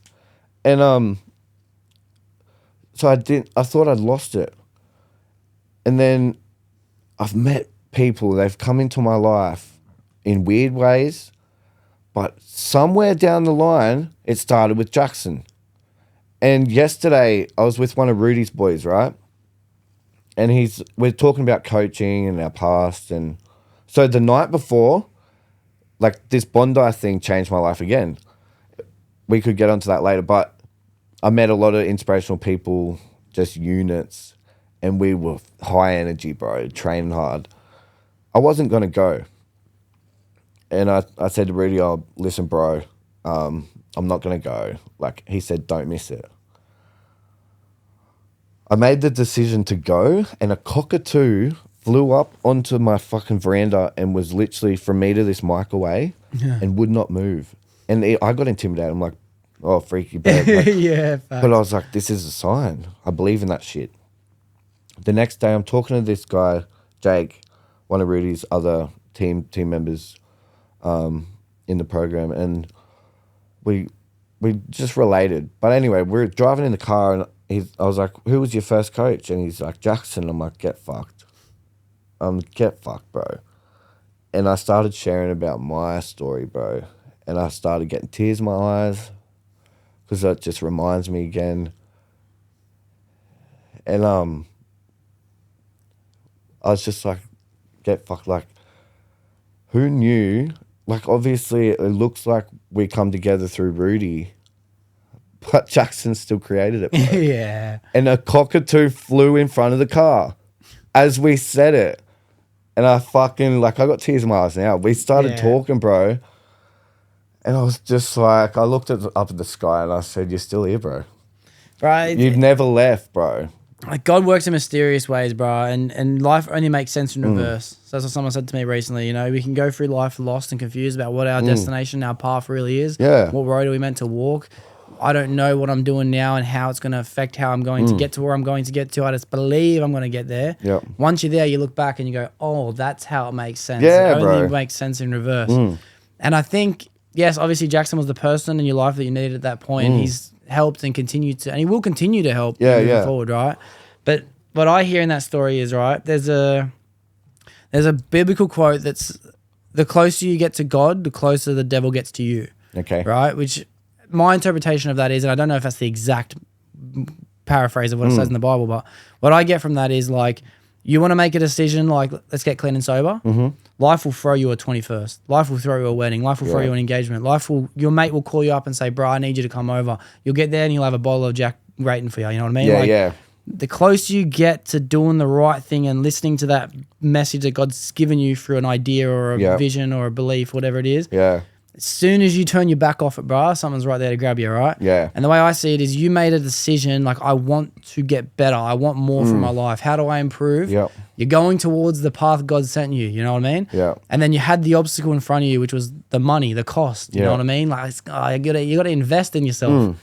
And you sell that $1,000 and you're like, bruv, like, you know what I mean? That's the devil right there, holding you in. You're holding on to your safety, and you're holding on to your being comfortable. And you decided in that moment, fuck it, I'm paying it, I'm depositing it. You threw it away, bro. You know what I mean? You made that leap towards Just betterment, believe, bro. You made that leap towards betterment. Yeah. You said no to the devil. The devil is just another word for giving up. The devil and sin and all these biblical phrases are just another way to describe letting go.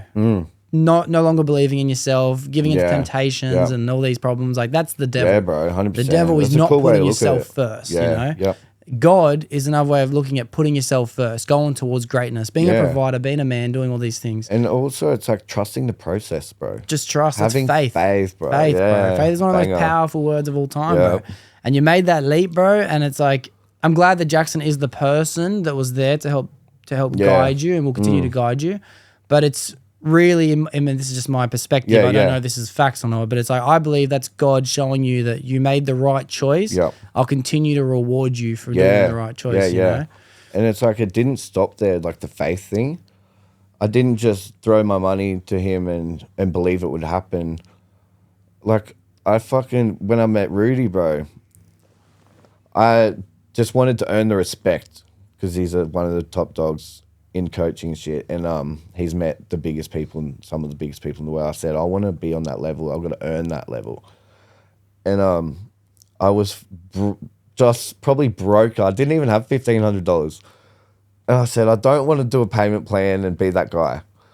I rang 5 different finance companies.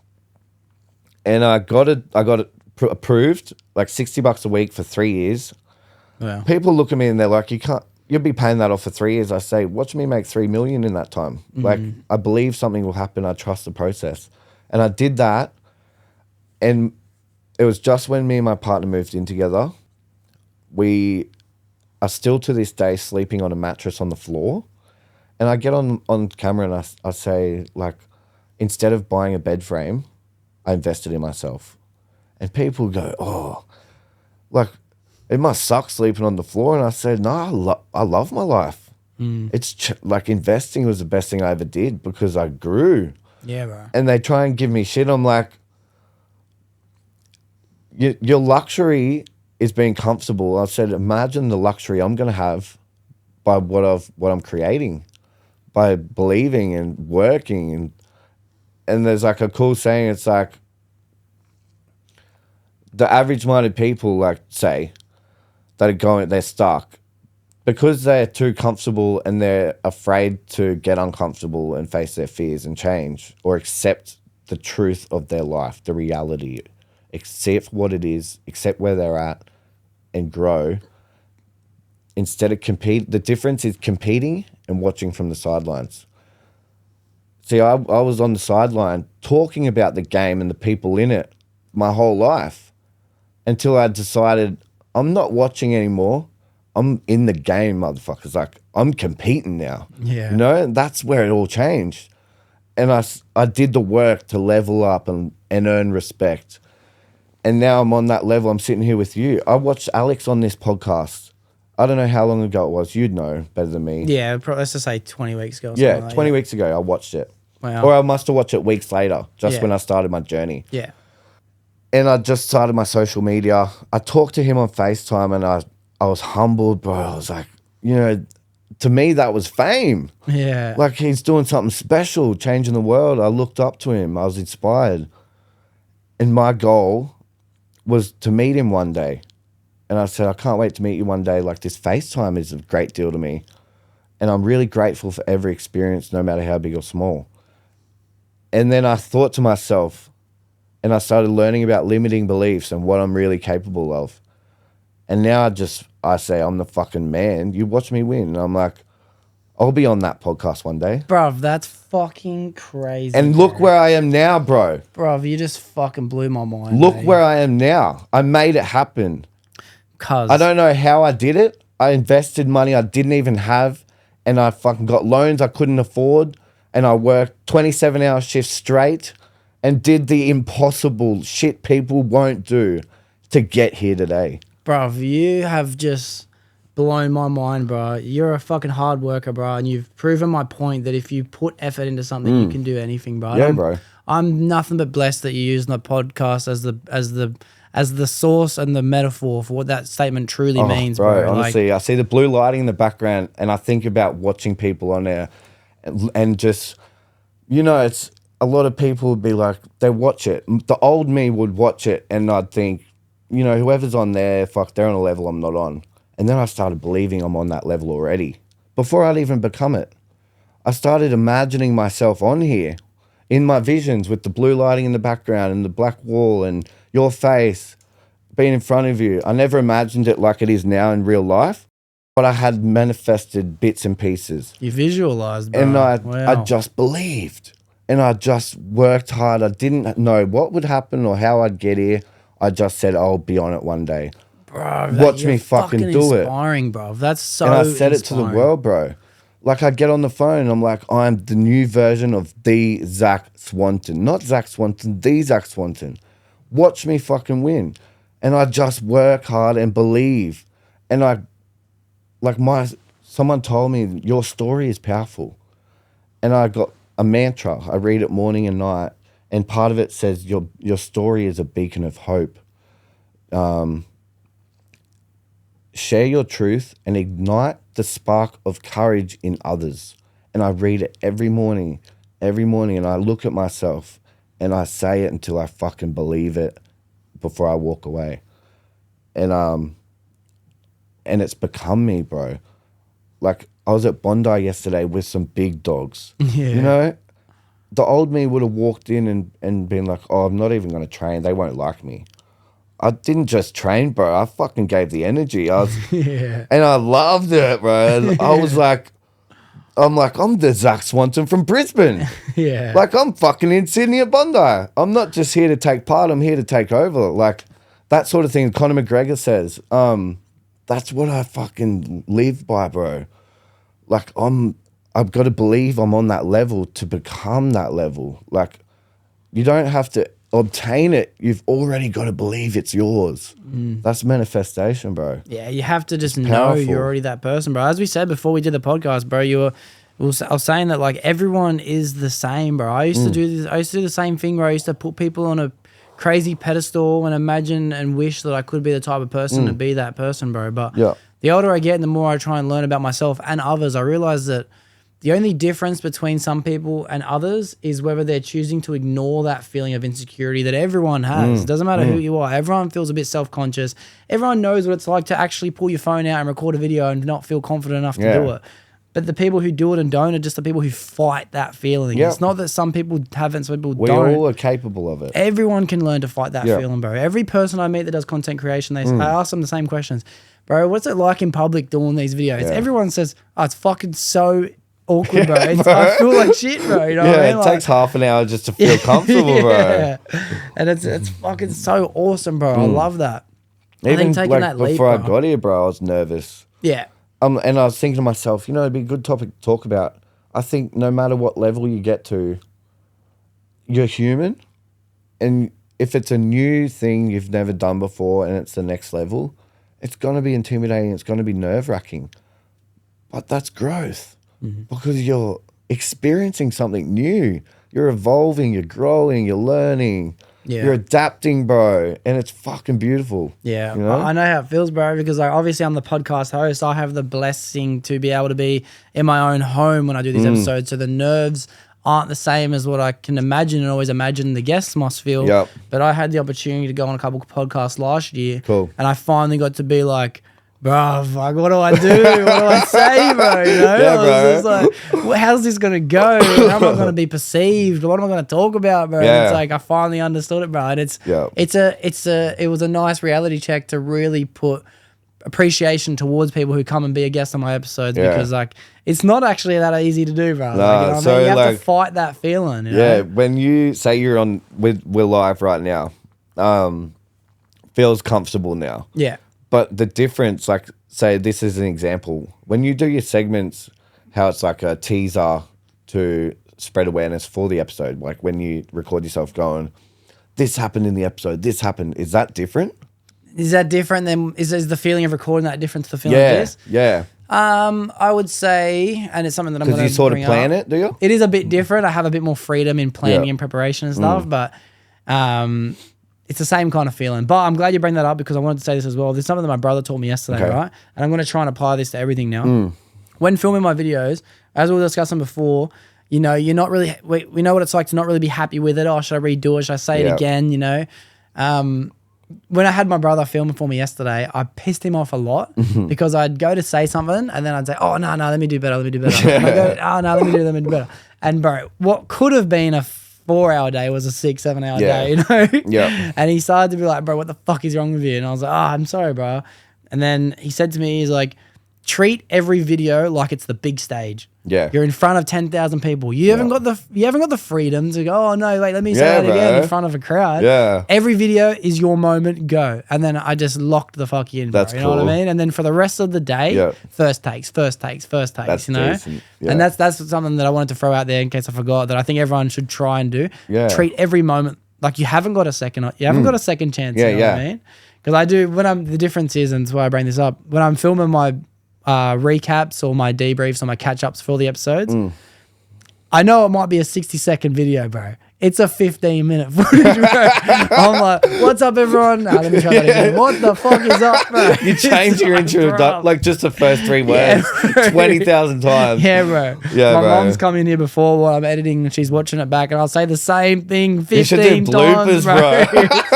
It's like, fuck, but it's because every video isn't the big stage. Yeah, this bro. podcast right now, this technically is the big stage, you know what I mean? We're not trying to think, oh, Let me rephrase that. Let me do that again. Let me say that again. So we're just in the moment. We're performing, bro. We're just living, you know? Well, it's like crazy. It is a big stage in a way, like we were saying before when I was talking about how I looked at this podcast, like fame and like the level I was in trying to reach. And now I'm here. And I'm owning me. Like I deserve to be here. I've done the work. And this isn't, it's the beginning of something special. When I make content now, I normally do it when I have the idea. I don't wait. See, I used to write things down and I'd try and redo it, but I would never feel the same and it would never come out right. And I'd try again and again. And I just stopped doing it. Rudy told me a very cool thing. If it's perfect, it took too long to make. And I live by that now. So I wait when I'm in the zone. I call it high frequency flow. I could be walking. Sometimes I'll be on the toilet. But whenever I'm in that right frequency, I just pick up my phone and go bang. 9 times out of 10, it's a banger, bro. Like, I might redo it once if I feel like I could say it better. But I'd never do it more than twice. Never. And if it's not perfect the second time, if it still feels right and the message is clear and there's value, I don't give a fuck if it's not perfect. Because the message means more than perfecting it. Like, if the message is still there and there's value, it's important and people need to hear it. Yeah, I love that. I don't perfect anything. Like, I don't overthink it. If it feels right and I'm like, that's a banger, I'll post it. Mad. You know? I think the preparation side of it, though, it's something that I'm trying to do in my life as well. It's like I'm not trying to prepare for my episodes or my clips or my reels or whatever I'm trying to do, but I'm preparing throughout the weeks leading up to it, right? So it's like if I have a couple points that I really want to get out on the internet, I'll just put them in my notes on my phone. I won't make the video then.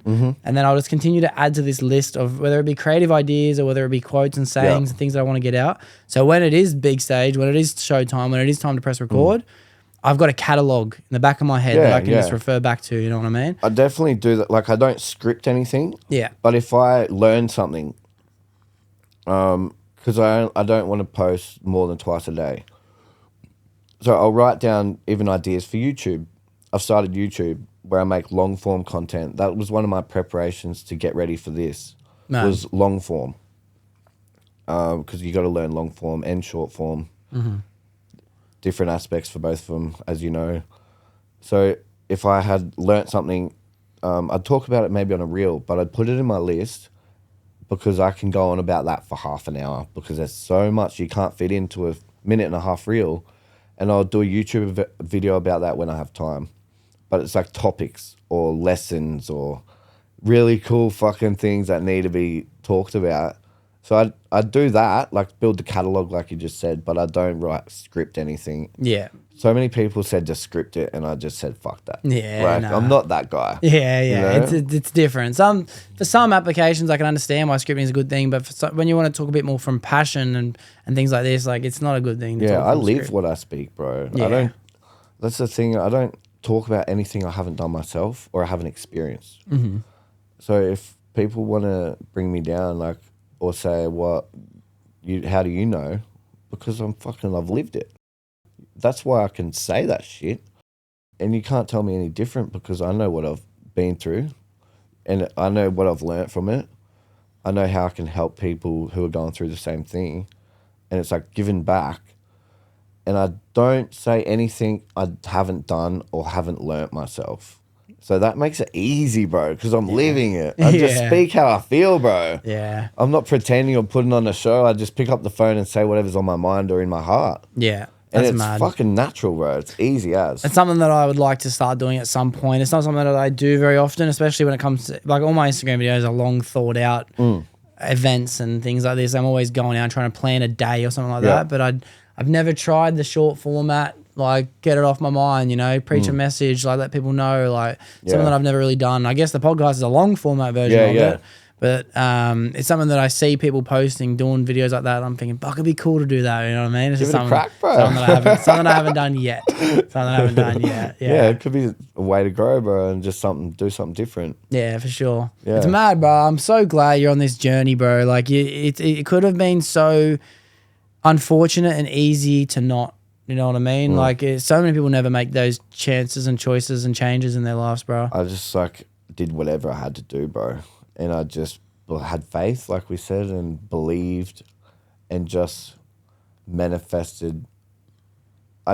You just got to trust, and like I tried to focus on a lot of the time. I was like messaging people, trying to create opportunities, and instead of focusing on the cause, and the cause is like what I can do, what input I can put in. It's like making my content better by specifying the message, creating a lesson and adding value instead of just giving advice with no value or like my own experience. So I just perfected my input, my cause. I trained harder. I dialed in on my diet and just really changed my mindset. I study a secret book that I offer I'm now a coach. I've got an ABN. I'm fucking trying to get clients. I did that in 3 weeks. I had the idea. I said, I want to be a coach. I don't want to work for anyone anymore. And I was like, this might take a year. Limiting belief. I did it in 3 weeks. Yeah. I got an ABN. I wrote down exactly what I want to offer, perfected it, made it small and fucking powerful, and I live by it every day. So I can coach it because I live it. Like, it's my morning routine, my daily routine, my night routine. Damn. And it's something I've learnt of, say, a circle of successful people. And it also is unique because I do shit they don't do. That's what makes me stand out and special, bro. And I believe I'm powerful because of it. Like, I take advice where I can, but I've got shit that you haven't done. So come to me. I believe I'm special in my own way. And you've got to, if you want to make it anywhere, you've got to know who the fuck you are, and you've got to believe you're capable of anything. No limiting beliefs. And just know you can give people value if you specialize in that area. Like, do the work. Instead of studying, like, say I'll study, right? And I teach this. I got taught this too. I study a book. One thing I've never done is studied this way. So I'll share it with you. I write down what I've learnt or what the message is. We perfect it. And it just there's different ways you can perfect it. I'm not going to go into it because I share this in my coaching and shit. But there's 3 or 4 stages of analyzing shit and perfecting it and learning 4 different ways from one paragraph. And I was like, what the fuck? Bro, my mindset completely changed. And I evolved. Wow. And I became a person I never thought possible or smart, as smart as I am now. And I say, I'm a coach and all this. People will look at that and be like, there's no results. Have you seen what I've done with my life in 6 months? Is that not enough results? Yeah. How do you think I did it? By my daily routine, how I live, the shit you don't see on camera. What's behind the scenes? I look at these people that are saying, I need results. I'm like, do you ever wonder how I got to where I am? How much results do you need? I was dreaming about a podcast 6 months ago. I fucking just posted my first reel, and now I'm on a fucking podcast. How do you think I did that? It's actually crazy. It didn't just get given to me on a silver platter. I fucking earned it. Yeah. I worked hard. I leveled up again and again and again and got myself here, bro. That's fucking crazy, bros. It's crazy. So many people are hesitant to the idea of what it is to get a coach, you know what I mean? It's the aspect of giving money towards someone that scares a lot of people and they start to look at it in a negative light. But I'm starting to understand by sitting down and talking to more coaches, right? Yeah. is it's a very similar thing I went through when I got my apprenticeship. I had to find someone that knew a whole lot more than me, who had been down the road, who went and got apprenticeship before me. Yep. And now they're that person that I'm literally giving everything I've got to. I don't have any money yet, but I'm giving them my time. 38 hours a week at minimum. If they ask for more, they get more. Yep. And then they taught me to become the tradesman I am today, bro. And I'm telling you, I'm one of the fucking best in my trade. It would have never happened if I was like, I'm not willing to listen to this person. I'm not willing to invest in not just me, but in them as well. Yeah, for sure, bro. Getting a coach is no different than getting an apprenticeship. It's exactly the same thing. If you want to live like them, you gotta help them want to make you want them. You know what I mean? Because no one's just gonna give someone everything. You can't, because then people won't even appreciate it. People actually have to invest to appreciate it to then get the most value out of it in the first place. So like, one thing I learned is respect is not given; it's earned. Yeah. Once you start reaching a level, you don't get handed things or time. Like, some people will give you a chance if they can see your potential and respect you. They know you're authentic. You're true to yourself. But you've got to earn the respect of the big dogs, bro. Anyway, where I was getting to is, for me, like, a lot of people already have a following when they start. I still don't have a following. But I know I'm powerful and I'm unique and I'm special and I believe it and I know what I'm capable of. So I send 30 messages a week to randoms that I look up to, that I see an opportunity.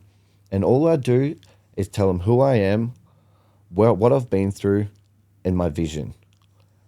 And I give them the opportunity to work with me because I believe in myself. I don't have a following to offer them. I don't have an audience, but I have something that no one else has in this world. I have me, you know?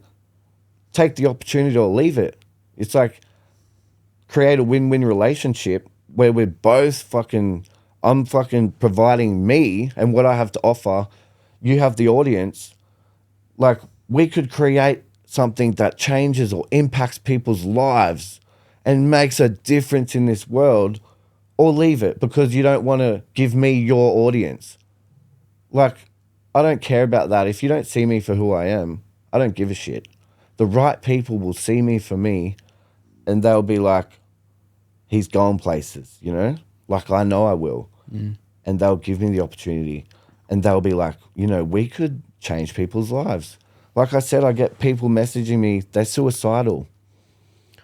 I had this crazy idea. Like, I'm like, fuck, this is a lot. I still haven't comprehended it.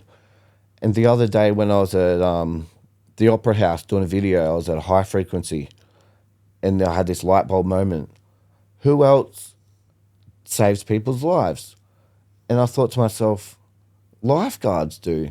And then I also thought, I've always wanted to meet some of the people that I used to watch on Bondi Rescue. Let's fucking make it happen. So I just went there, bro. I just fucking got in the car.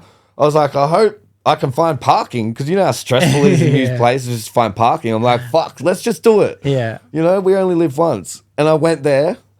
The thing was blocked off at the tower at Bondi, so I couldn't just go in the door. I had my fresh kicks on, and I had to walk down the thing on the sand to get up to the tower. I walked on the sand, got my shoes sandy, because it meant something to me.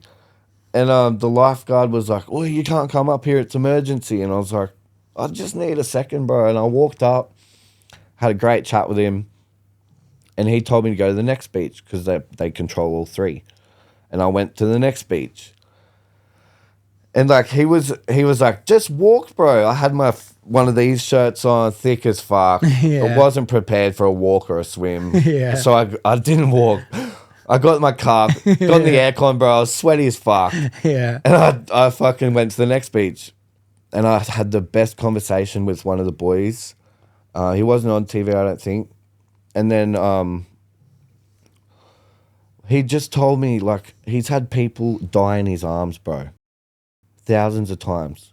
And he said, there's different aspects you can look at it. But he said, for adults, and this can cover a lot of topics, this one point.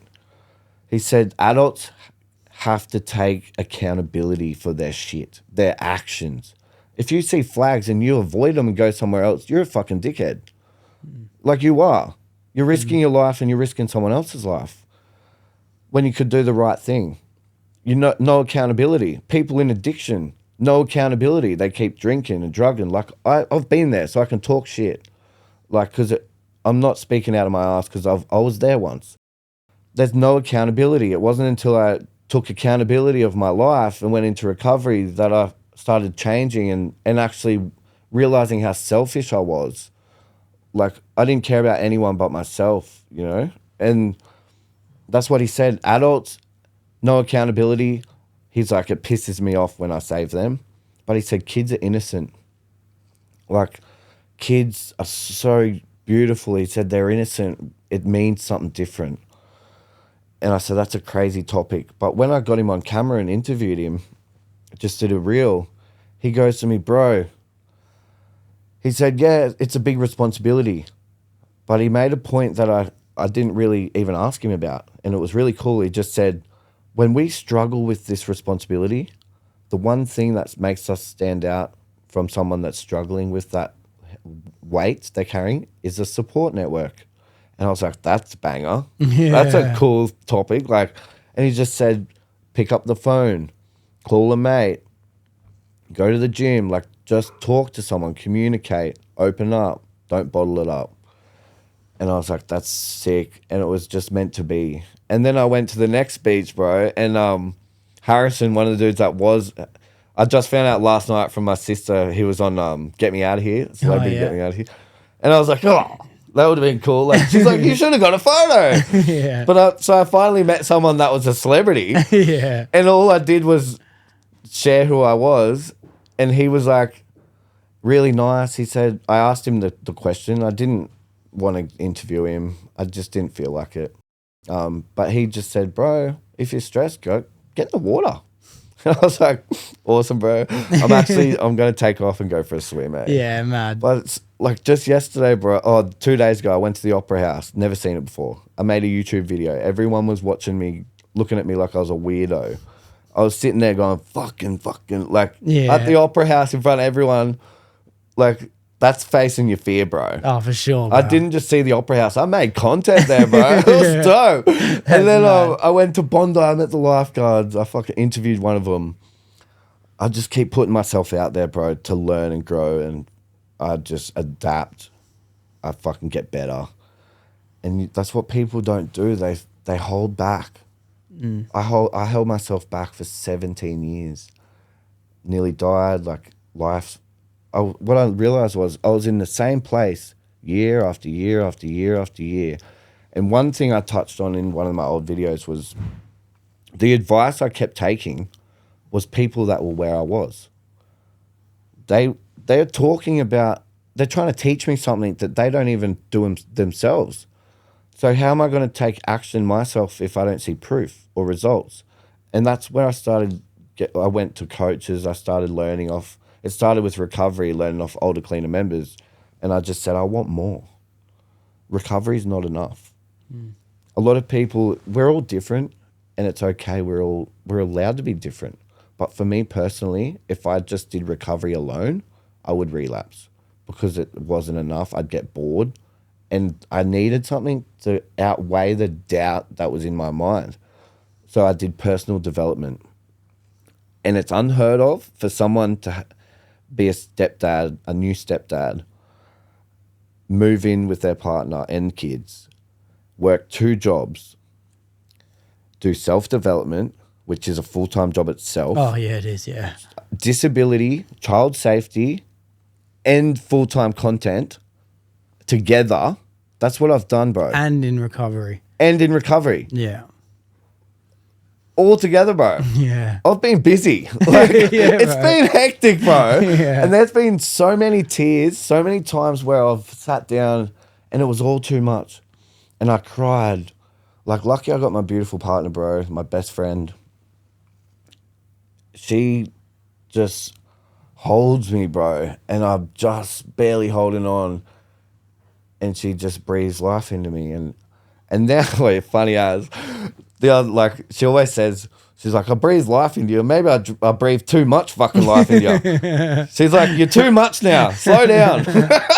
And I'm like, what's next, babe? What's next? Like, let's go. That's mad, bro. It's so cool, brother. The whole conversation of life changes, bro, when it goes from what was and what is to what will be. You know what I mean? When you start focusing on the future, but also remain grateful for what is now. Yeah. Bruh, everything's so different, bro. And that's why having those conversations with the boys, and I'm not trying to take away anything or discourage anyone who is already just living life, hanging out with their mates, and that's all they're doing, bro. It's beautiful. It's the best, bro. The reason why I started podcasting was so I could spend time with my mates. That was the main reason in the beginning.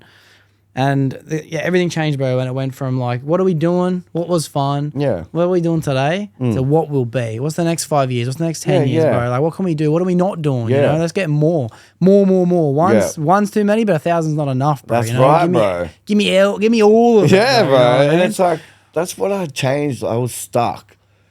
And instead of taking advice of people that were where I was and they weren't trying to do better or be better, I took advice of people that had what I wanted. And then I learnt, they knew what path I needed to take and they gave me direction. And I just went hard at the direction, bro, until I got to where I was aiming to get. And then it's like, what's next?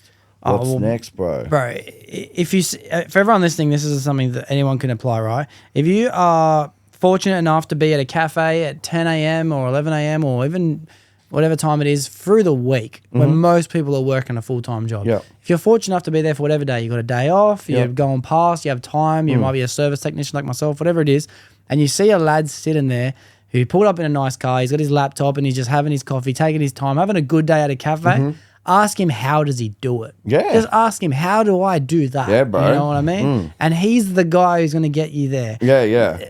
Yes, I love people I work with, but they're not going to tell me how to do that, yeah, bro. You know bro, what for I mean? sure. You got to take and the people I'm working opportunity. with, they shouldn't ask me because I don't know how to do it. You got to go to the guy who's doing it, bro. You know? You're like, hold on, I know someone that knows somebody. Let's go find out together. Because I'd like to learn. Good question, bro. Let's go find out. You know? For sure, bro. Yeah, bro. It's mad. The one thing I wanted to tell you as well, which is a point that I've accidentally forgot about before, was that yes, you have done everything you've done. It's been amazing, right? And yes, you have been blessed with the opportunities God has given you.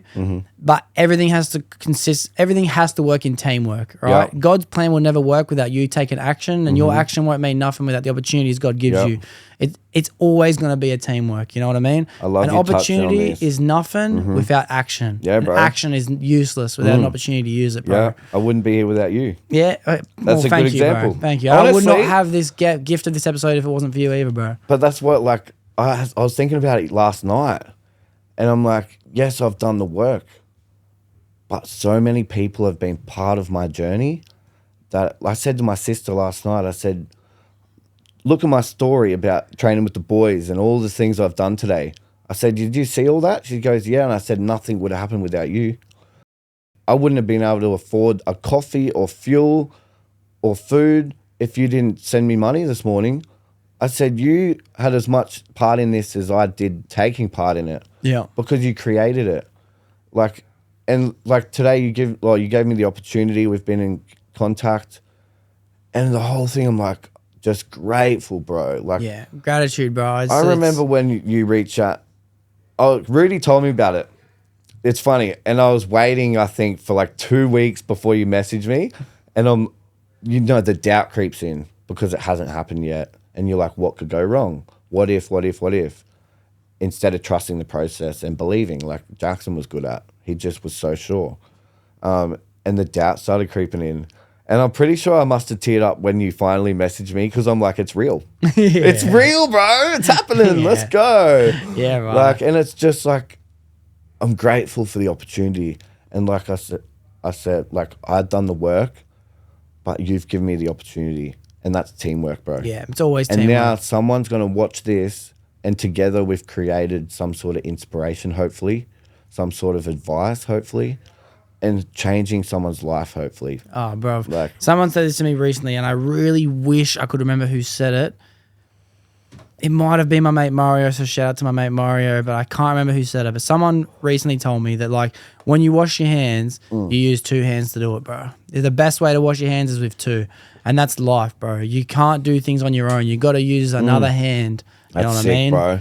And Facts, bro. Yeah, that's sick. Like connection is powerful, and the human race is supposed to work together. The moment we stop working, like I was thinking about it yesterday. This is cool. I actually wrote this down last night. It's crazy we're talking about teamwork.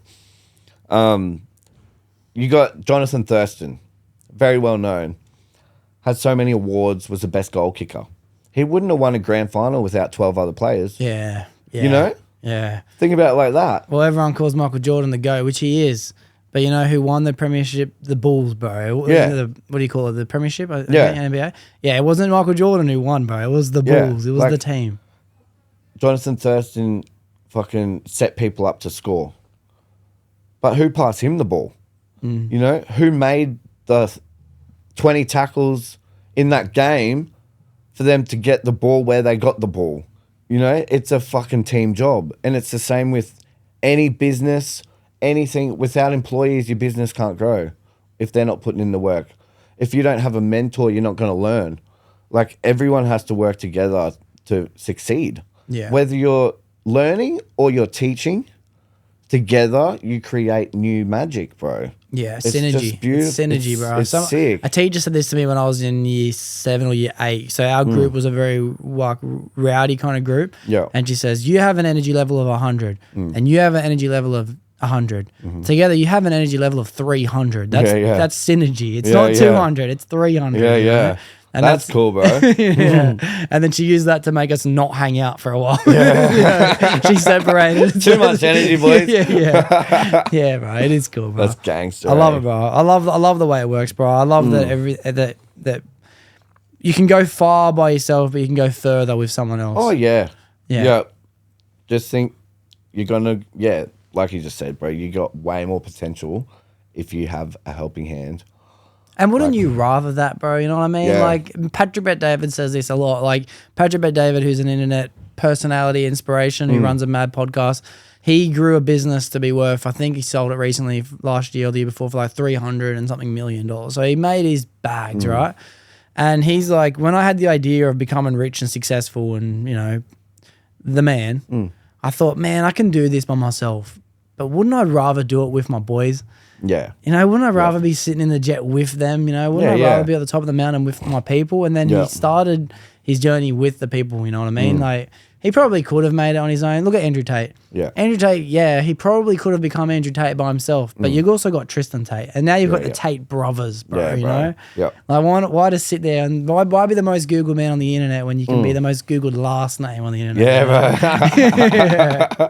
That's sick as, bro. Yeah, bro, it's cool. 100%. Unfortunately, bro, we're going to have to get towards the end of the episode. Yeah, all right? all good, bro. I always hate having to wrap up an episode. That's all right. You got to do it at some point, you know? Got to do it at some point. But I can't let it go without asking you the final question that I do ask everyone on the podcast. And that's if someone came to you because they were feeling depressed, mostly because they were just lost, what advice would you give that person? You're not alone. You're never alone. And there's people out there that will understand and they will relate.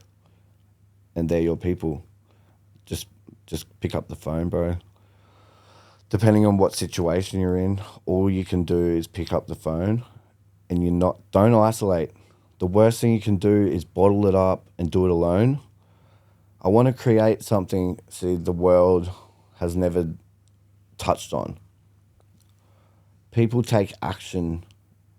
It's hard for me to share this because I want to create it, but I'll touch on it anyway because it needs to be said.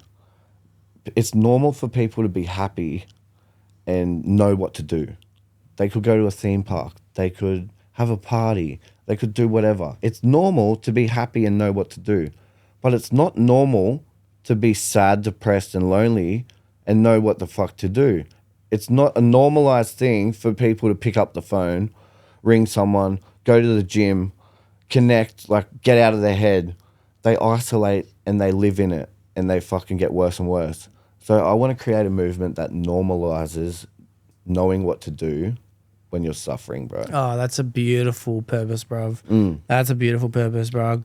God willing, you can just keep working towards that because you're not alone is one of the most important things anyone needs to understand, because it's so easy to think that you're alone in your problems, bro. Yeah, bro. And I heard Will Smith say this, right? He said that the two most important things anyone should do is read and run. Because when you run, you learn to overcome that voice in your head that tells you what you should stop doing. And you're like, nah, I'm going to keep going. I'm going to keep going. I'm going to keep going. Yeah. And when you read, you learn that no matter what you're going through, someone else is going through it and they've gotten out of it and they can teach you how to do it. The joy. And I'm like, oh, that's so true, bro. But I don't know what it feels like, bro. I know what it feels like to be like, no one understands. Yeah. No one's ever been heartbroken like me. Yeah, yeah. No one's ever been addicted. No one's ever let their mum down like I have, bro. Who the fuck am I, bro? We all do it, bro. Yeah. Yeah. But you realize there's so many people that can relate. Everyone obviously has their own version of it, but basically it's the same shit. Yeah. You know? I like to say that at the end of the road, right, when we've all reached our finish line, whatever time that might be, we might be blessed enough to live to 100. We might be shortcoming and live till 20, right? Yep. I feel like at the end of the road, if you were to take everyone's story and you were to mix them up and put them in a giant pile of their emotions and their feelings and their obstacles and their overcomings, their challenges, if you were to mix them up, it would look exactly the same as any other person that's ever lived in history. We are all doing the exact same thing, but it's doing them in different sequences, Yeah, bro. bro, for sure. And that's one of the best parts about life, bro, because that means that when I'm feeling good and I've just felt sad 6 months before, and now it's someone else's turn to feel sad. Oh, bro, I've just gone through it. I'll help you out of it. You know what I mean? Or when I'm feeling sad, someone else who might even be younger than me, he's just been sad and now he's feeling good and he can help me get out of it, bro. It doesn't matter how old you are. Yeah. Like, your life experiences is what matters. You could be a 30-year-old living in a 12-year-old body. Like, you have just as much wisdom because you've been through and you've learnt from it. Yeah. That's the difference between, I think, people making changes and growing compared to going nowhere is they learn lessons. Like, I learnt my lessons and it took me 17 years to change, but I didn't just learn and ignore it. Like, I put it in my back pocket and I'm like, I'm going to use this one day. Even when I was 10 years old, getting yelled at by my dad, like I was a baby, but I thought to myself, this isn't normal. And I saw other dads talking to their kids, giving them kisses on the cheek. I said, that's what I want. I was 10 years old, bro, and I didn't forget about it. That's what I'm trying to make a point of. I remembered it, and I knew that when I grew up and I was a dad, I would show love to my kids and affection and kindness. And I'll be I'll be that version that I wanted when I was a kid. I'll be that for my kids. And that's just the way I chose to live, bro. That's bad, bro. Yeah. There's a piece of advice that I'll share because it hasn't been said in the podcast for a while, but I had a lad named Aaron Huey come on, and Aaron Huey is a spokesperson for men's mental health. Started off especially in men in construction. He kind of focuses on men in construction, but he branches out a lot too. And he said to me as well that if he's ever feeling overwhelmed with stress or anger or frustration around his kids, and he feels like snapping and yelling and you know, letting it out, because it's very easy to want to do that, especially kids, bro. They don't listen, you know. He just looks at their hands. He just looks at their hands and he thinks about how small their hands are. That's sick. And then he's like, yeah, they don't know better. You know what I mean? I'm the one with these hands. I can do better, you know? Yeah. So, yeah, just throwing that out there for anyone who needs to hear it, bro. Their hands are small. Look at them. Yeah, bro. They're beautiful and they're innocent. Yeah, bro. Yeah. Bro, I've loved this episode, bro. I'm so appreciative of the fact that you came. You made a good effort in coming from Queensland to Sydney, and I'm glad that Sydney's been good to you. Yeah, bro. It's beautiful. And it's a blessing to have you in Sydney, bro. Thank you, bro. From Sydney to you, bro, we want more of you. I'm super grateful, bro. Much love, eh? Yeah, no, it's been dope, bro. I love to do reoccurring podcasts, all right? I am definitely at some point going to come make a Queensland trip and do podcasts. I would like to do a whole week up there of just episode, and maybe like I'll post 6 months of Queensland episodes in a row, right? Yeah, dope. I want to get you on the podcast again when I come up to Queensland. I'd love to do another round, bro. Yeah, bro, it's been I'll be in a whole different world by then. Yeah, just keep leveling. Yeah, bro. Always, brother. Yeah, it's no mad. limits. Gang shit. Well, bro, as I said, bro, I couldn't appreciate it anymore. Thank you for coming on the Doxcast. Thanks for having me, bro. Yeah, it's mad. And for everyone listening, I always almost forget, as per usual. Thank you for watching to the end of the episode. It was an amazing week this week. There'll be another one next week. That's a wrap. Hey! First podcast done, baby! Yeah, we heading for the sun. Charlie going high, I ain't tripping for the funds. Yeah, I won't start, I ain't tripping, I'm a stunt. Killed it, bro.